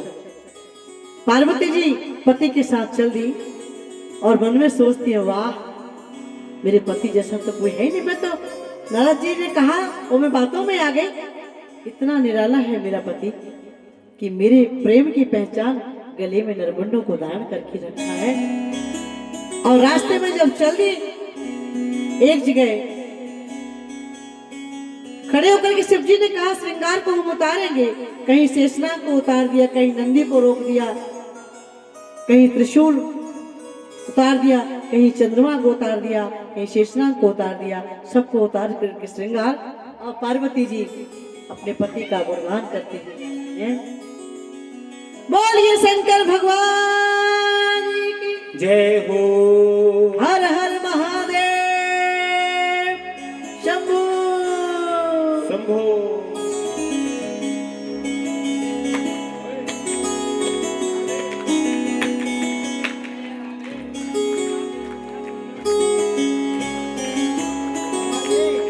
तो शंकर भगवान के लिए कहती है पार्वती जी कि प्रभु क्षमा करना, मेरे मन में संशय हो गया था। और पार्वती जी कहती है, भोलेनाथ से निराला, शंभुनाथ से निराला कोई और नहीं। भोलेनाथ से निराला, शंभुनाथ से निराला कोई और नहीं। और नहीं कोई और नहीं, और नहीं कोई और नहीं। भोलेनाथ से निराला, भोलेनाथ से निराला कोई और नहीं।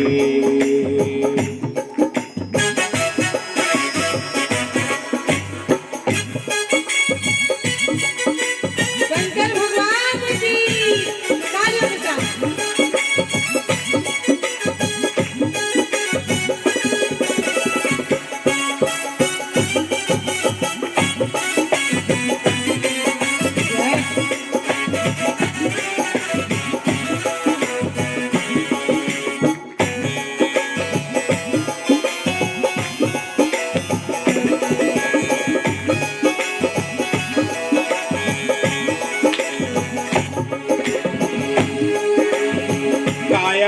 जब करवट बदले पाप चमकते अगले पिछले। काया जब जब करवट बदले पाप चमकते अगले पिछले। ऐसा भक्तों का रखवाला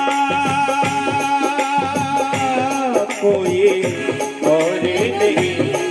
ऐसा भक्तों का रखवाला कोई और नहीं। भोलेनाथ से निराला, शंभुनाथ से निराला कोई और नहीं। ओ भोलेनाथ से निराला, भोलेनाथ से निराला कोई और नहीं।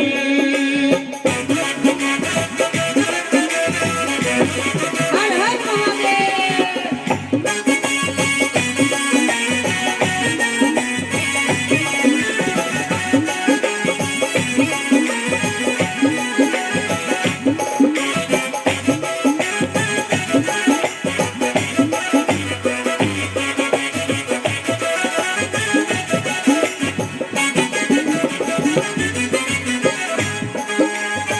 तुमने जग का कष्ट मिटाया, मुझको स्वामी क्यों बिसराया। तुमने जग का कष्ट मिटाया, मुझको स्वामी क्यों बिसराया। ऐसा जग का रखवाला, ऐसा जग का रखवाला कोई और नहीं। भोलेनाथ से निराला कोई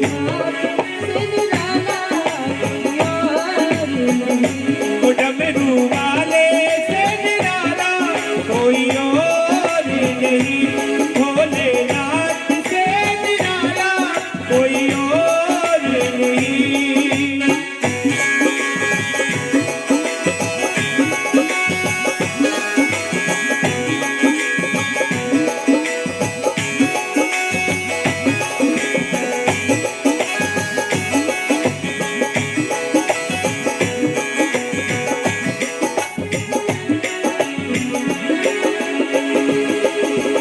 उनका डमरू डम डम बोले, अगम निगम के भेद खोले। उनका डमरू डम डम बोले, अगम निगम के भेद खोले। ऐसा डमरू बजाने वाला और नहीं। ऐसा डमरू बजाने वाला और नहीं। भोलेनाथ से निराला कोई और नहीं। भोलेनाथ से निराला कोई भोलेनाथ से निराला कोई और नहीं। भोलेनाथ से निराला कोई और नहीं। भोलेनाथ से निराला कोई और नहीं। डमरू वाले से निराला कोई और नहीं। कोई और नहीं। बोलिए शंकर भगवान की जय। जय जय श्री राधेश्याम। पार्वती जी शिव जी का गुणानुवाद करती हुई चले जा रही हैं। वाह, तभी तो सब तो देव है। जिन्होंने अमृत पान किया वो देव कहलाए, जिसने विषपान किया वो महादेव कहलाए। देवों को देव महादेव। तो पार्वती जी, ओहो वाह भैया, देखो हमारे भैया भाभी भी बैतूल से आ गए हैं। बताइए इस गांव की यहीं से नहीं आ सके, 8 मिनट से बैतूल से कितने लोग आए हैं व्यासपीठ से। भैया भाभी आप सबका स्वागत है। अरे वहां मेरे कान्हा जी भी आए हैं, व्यासपीठ पर आइएगा। आइए व्यासपीठ आइए।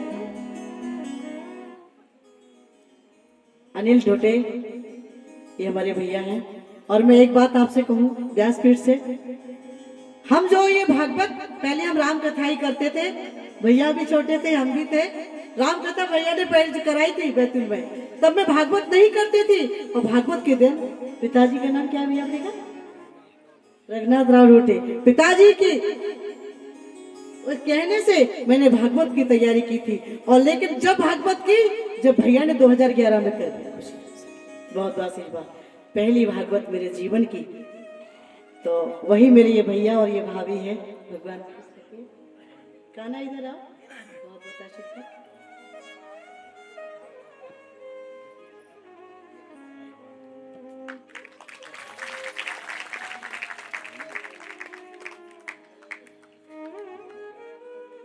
बोलिए बाकी बिहारी लाल की जय। बोलिए भागवत भगवान की। हमने कहा था ना कि इरादे रोज बनते हैं, बदलते हैं, बिगड़ जाते हैं, लेकिन भागवत कथा में वही आते हैं जिनको श्री बांके बिहारी। बताइए हमारे भैया वहां से 8 से आए, बंसी दादा आए 8 से, और भैया भाभी आज इसका कान्हा का पेपर था, पेपर दे के आया, देखिए। और आपके गांव की यहीं से नहीं आ सके। भगवान जिसको बुलाता है वही आता है, अपने बस की बात नहीं। बोलिए श्रीमद् भागवत महापुराण की जय हो।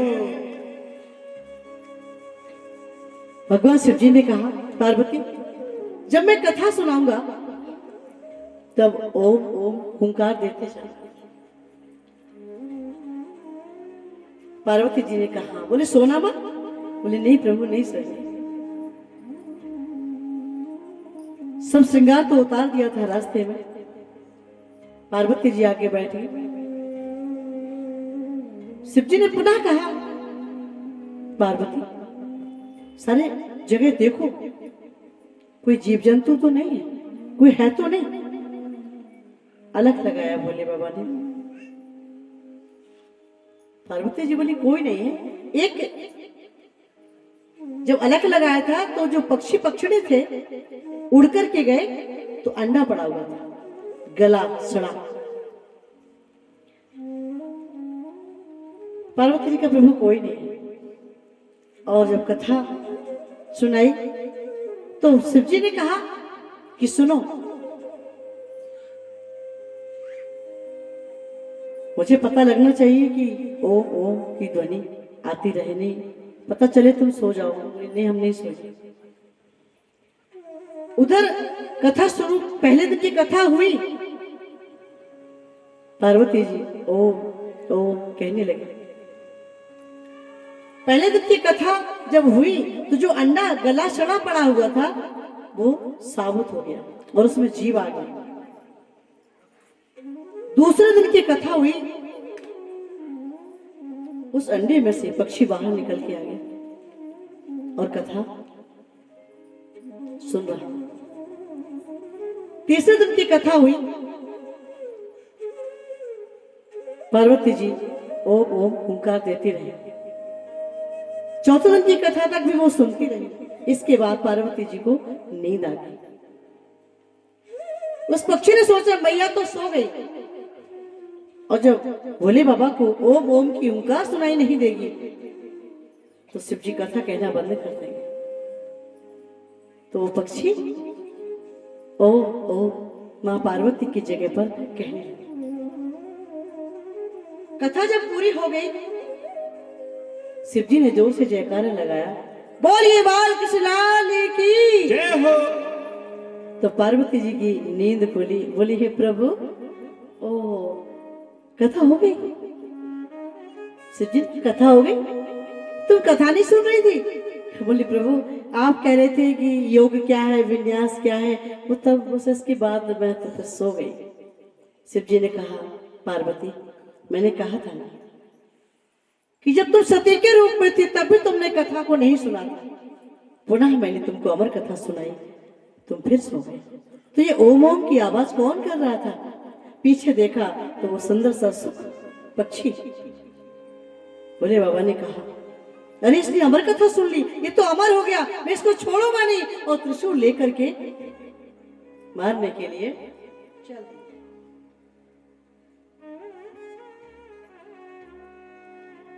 आगे आगे वो सुख और पीछे पीछे भोले बाबा। आगे देखा तो व्यास जी की कुटिया थी और उनकी पत्नी बीटका देवी अपने पति से कह रही थी कि प्रभु सारा उम्र निकल गई, बुढ़ापा भी आ गया, पर कोई एक संतान भी नहीं हुई। और इतना कहते हुए उनको जमाई आ गई। और तभी छोटे सूक्ष्म रूप में जाकर के मुख के द्वारा गर्भ में प्रवेश करे। शिव जी खड़े हो गए त्रिशूल लेकर के और बोले, व्यास जी अपने आश्रम में से हमारे शत्रु को निकालो, हम उसको मारेंगे। व्यास जी ने कहा कि प्रभु कौन सा शत्रु है? बोले सुख, इसने अमर कथा सुनी है। कथा सामने बैठ के सुनता तो पाप नहीं था, दोष नहीं था, लेकिन चोरी से पीछे से कथा सुनी। हम इसको मार देंगे, हम नहीं छोड़ेंगे। वेद व्यास जी ने कहा, प्रभु जिसने अमर कथा सुन ली वो तो अमर हो गया। अच्छा अमर हो गया, अब कैसे मृत्यु होगी उसकी? आप क्षमा कर दीजिएगा। समझा करके शिव जी को वापस भेजा। जो गर्भ में सुखदेव जी विराजमान है, कितने साल हो गए? 12 वर्ष। वेद व्यास जी की पत्नी कहती है, स्वामी गर्भ में से वेद ध्वनि आ रही है, मंत्रों की ध्वनि सुनाई दे रही है।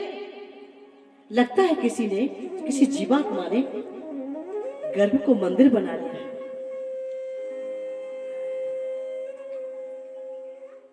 विनती की, बेटा जो भी तुम गर्भ में हो बाहर निकलो, माँ को कष्ट हो रहा है।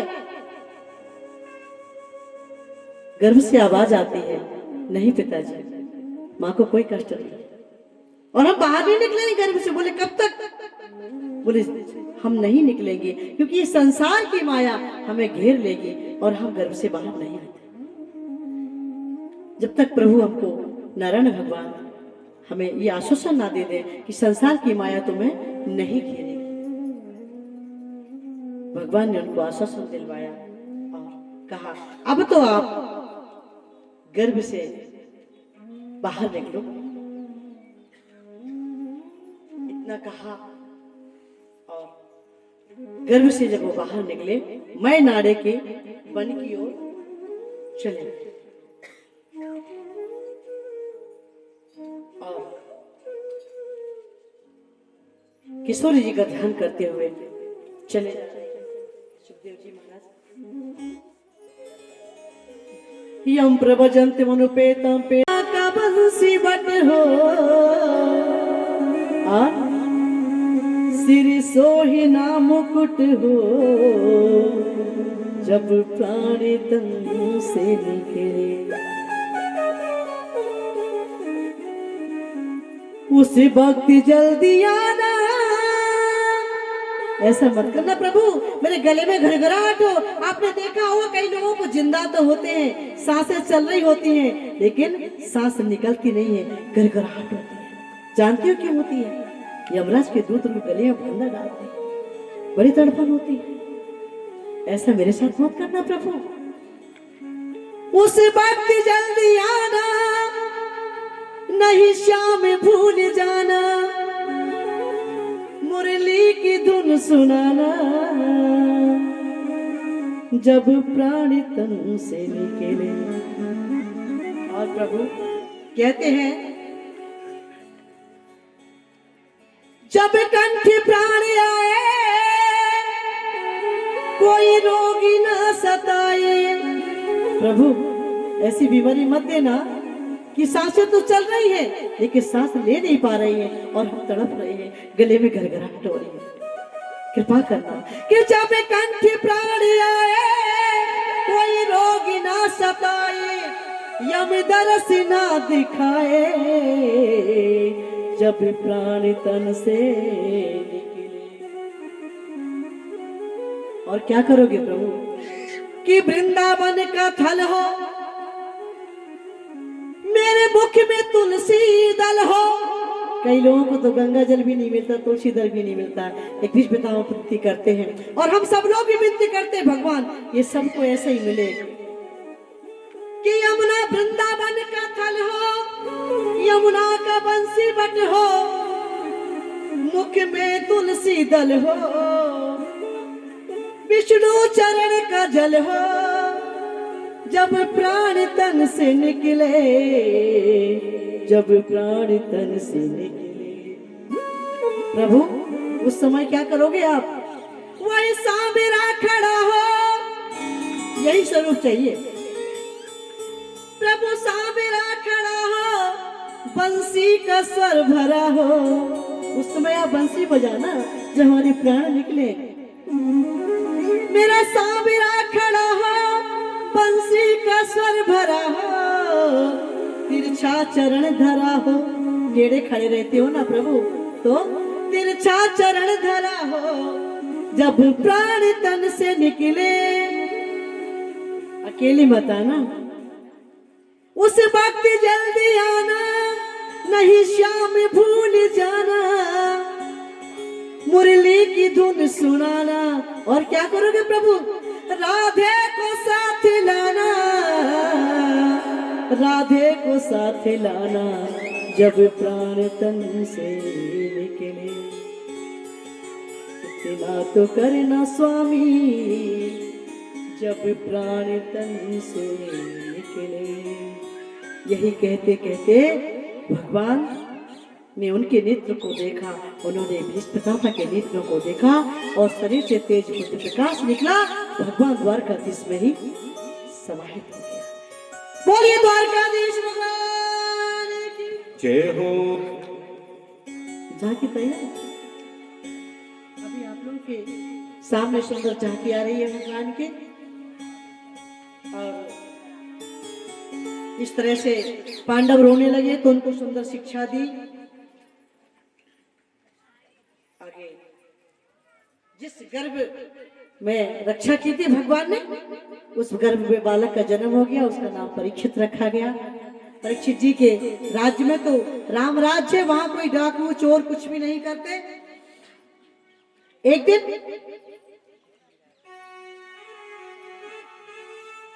बालक का जब जन्म हुआ, पंडितों को बुलाया।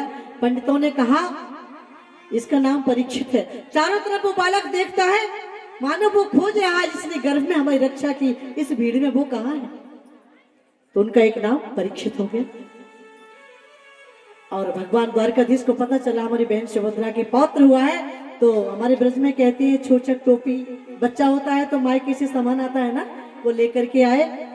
और जैसे भगवान द्वारकाधीश को देखा कि हाथ यूं कर दिए, द्वारकाधीश भगवान ने गोद में ले लिया। पहचान गया वो बालक कि वही वो है जिन्होंने माँ के गर्भ में हमारी रक्षा की थी। और भगवान ने कहा ये बालक साधारण नहीं होगा, ये बालक तुम्हारे वंश का बहुत नाम रोशन करेगा। एक दिन राजा परीक्षित इधर पांडव सब चले गए, सबने शरीर को त्याग दिया है हिमालय पर जाकर के, वो रास्ते में सब समाप्त होते गए। श्री राधे, जय जय श्री राधे। बोल वृंदावन बिहारी लाल की जय। श्री राधा कृष्ण भगवान की आशीर्वाद से, हनुमान जी महाराज की कृपा से, दीदी माँ के सानिध्य में हमारी दीदी माँ की जन्मभूमि झांसी पर जो आश्रम बन रहा है, उसमें श्री राधा कृष्ण भगवान का मंदिर निर्माण काल चल रहा है, जिसमें अभी कुछ कार्य शेष रह गया है। और आज हमारे कुछ भक्तों ने दिल्ली से यूट्यूब माध्यम के से कुछ सहयोग दान राशि प्रदान की है, जिसमें हम भक्तों के लिए व्यास मंच से भगवान से प्रार्थना करते हैं कि उनके लिए भगवान हमेशा उनके घर द्वार भंडार भरे रहें और ऐसे ही वो धर्म कार्यों में आगे बढ़ते रहें। और जो भी भक्तगण अपने द्वारा दान राशि मंदिर निर्माण कार्य के लिए देना चाहते हैं, वो सादर आमंत्रित हैं। जय जय श्री राधे, जय जय श्री राधे। व्यासपीठ से उन भक्तों को मेरा बहुत बहुत साधुवाद, बहुत बहुत आशीर्वाद। हम सब भक्तों के माध्यम से ही मंदिर बना रहे हैं, क्योंकि हम तो भक्तों के सहारे होते हैं। हम तो संत हैं, हम लोगों के पास कोई नौकरी खेती नहीं होती है, व्यापार नहीं होता है। और व्यासपीठ से उन भक्तों के मेरा बहुत बहुत साधुवाद, बहुत बहुत आशीर्वाद। उनके धन धान भरे रहे, भगवान बहुत उन्नति करे जिन्होंने मंदिर के लिए दान दिया है। व्यासपीठ से उनको मेरा बहुत बहुत आशीर्वाद। तो राजा परीक्षित एक दिन जाते हैं, अपना खजाना देखते हैं, और खजाना देखते हैं तो वहां एक सुंदर मुकुट देखते हैं। उस मुकुट को वो अपने मस्तक पर पहन लेते हैं। शिकार खेलने वन में जाते हैं, वहां पर एक समीक ऋषि समाधि में बैठे थे। राजा को प्यास लगी, भूख लगी। उन्होंने कहा, राजा ने कहा, हे ऋषि हमें प्यास भूख लगी है। ऋषि समाधि में थे, आवाज को नहीं सुना उन्होंने। दादा रुकिए, बस कथा विश्राम की ओर जा रही है। हाँ बस, सुंदर झांकी भी आ रही है और आरती लेके ही जाएं सभी। जो भी हमारे बाहर से आए भी हम सबसे मिलेंगे। बस हमने इसीलिए परीक्षित जी कथा को 2 मिनट में कहना तो पड़ता, छोड़ा नहीं जाता। मैं बैठिएगा। बोलिए वाक्य बिहारी लाल की। तो राजा परीक्षित ने जाकर के समीक ऋषि से कहा, प्यास लगी है, भूख लगी। वो नहीं बोले। तो एक सांप पड़ा हुआ था, मरा हुआ, उठा करके उन्होंने ऋषि के गले में डाल दिया। उधर समीक ऋषि के पुत्र संग ऋषि कौश की संगता नदी में खेल रहे थे बालकों के साथ। बालकों ने कहा, पता आपके पिताजी के गले में एक राजा आया, उसने सांप डाल दिया है। श्रृंग ऋषि को नहीं पता था कि वो सांप जिंदा है या मरा है। सोचा मेरे पिता को सांप डाल दिया है गले में, तो सांप ने डस लिया होगा। क्रोध के मारे उस बालक ने कौशिकी नदी का जल लेकर के संकल्प किया और कहा, जिस राजा ने हमारे पिता के गले में ये सर्प डाल दिया है, आज से ठीक 7वें दिन तक्षक नाग उसको डस लेगा। इति लक्षित इति लंघित मर्यादम तक्ष का सप्तमे श्राप लग गया राजा परीक्षित को। राजा परीक्षित अपने जब घर पे आए, मुकुट उतारा तो ध्यान आया, अरे मेरे से तो बड़ा अपराध हुआ। क्यों अपराध हुआ?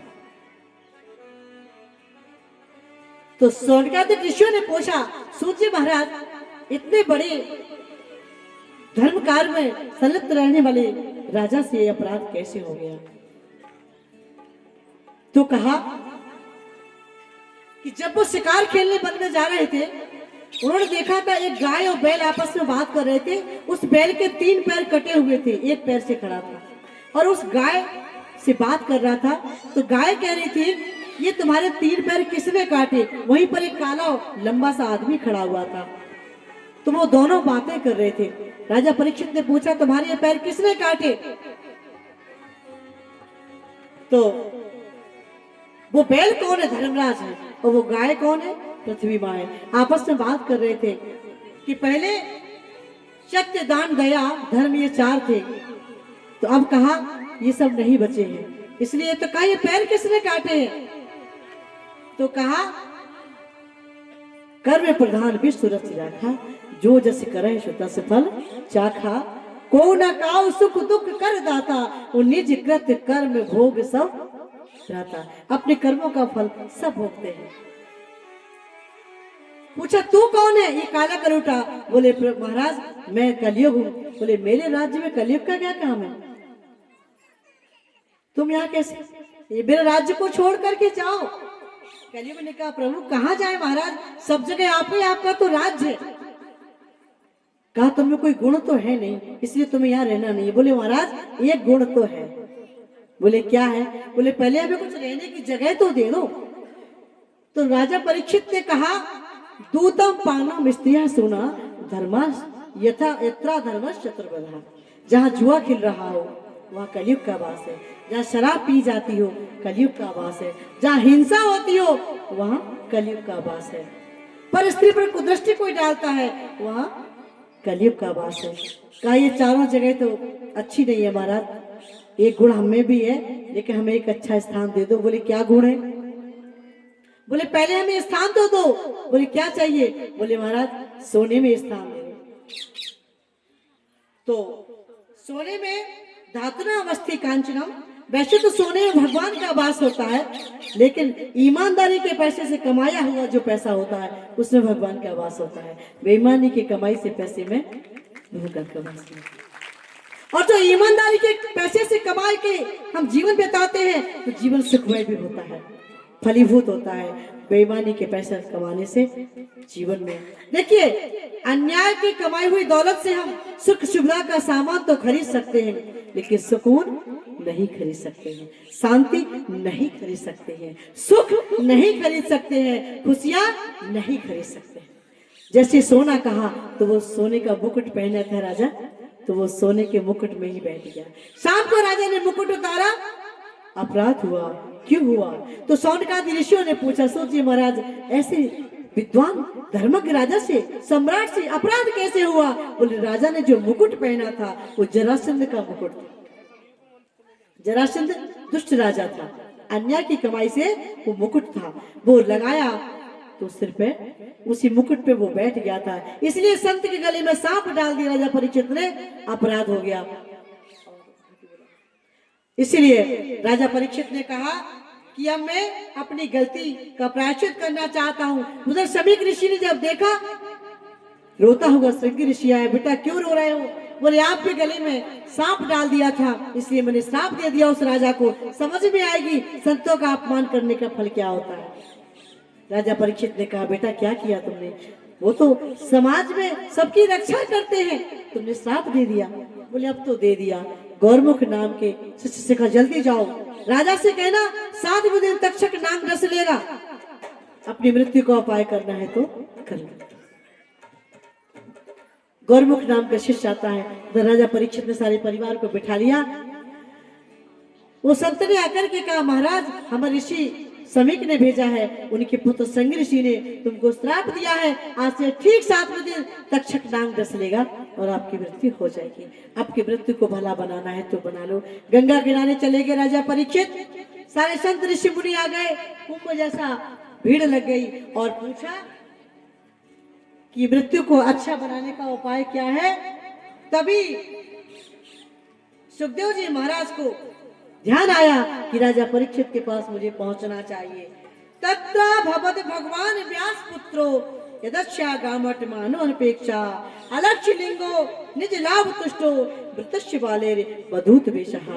सुखदेव जी महाराज राजा परीक्षित यहाँ आते हैं और उधर तभी सब ऋषि मुनि कहते हैं कि राजा परीक्षित तुम्हारी मृत्यु को मंगल बनाने के लिए सुखदेव भगवान आ गए हैं। बोलिए सुखदेव भगवान की। सुखदेव भगवान की सुंदर झांकी आपके साथ आ रही है और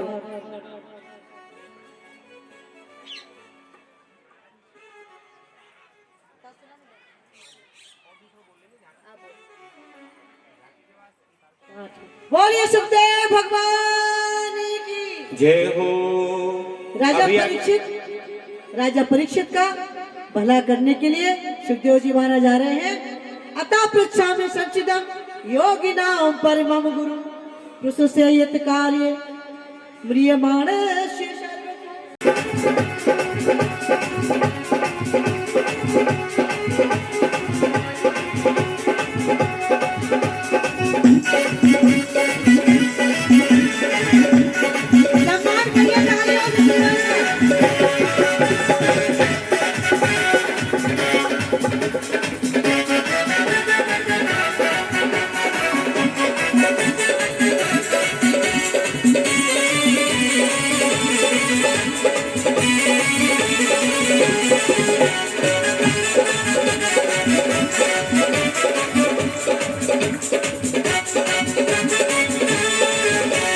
दीवाना बना दिया हमें, मस्ताना बना दिया, दीवाना बना दिया हमें, मस्ताना बना दिया।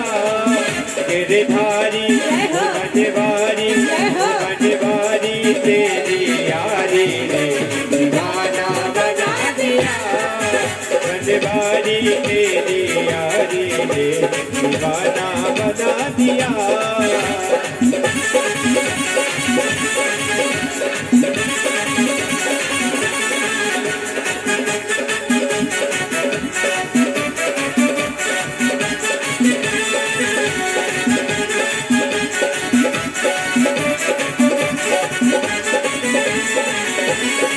थोड़ी रंग दुनिया के रंग गए तेरे ही रंग में, थोड़ी रंग दुनिया के रंग गए तेरे ही रंग में।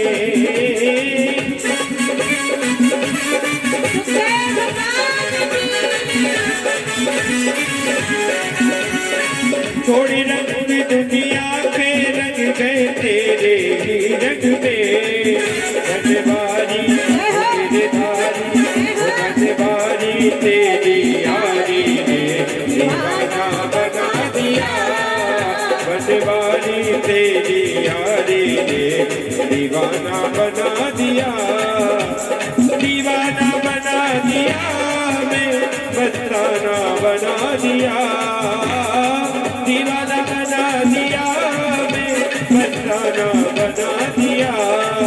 बनवारी गिरधारी बनवारी तेरी यारी ने दीवाना बना दिया, बनवारी तेरी यारी ने दीवाना बना दिया।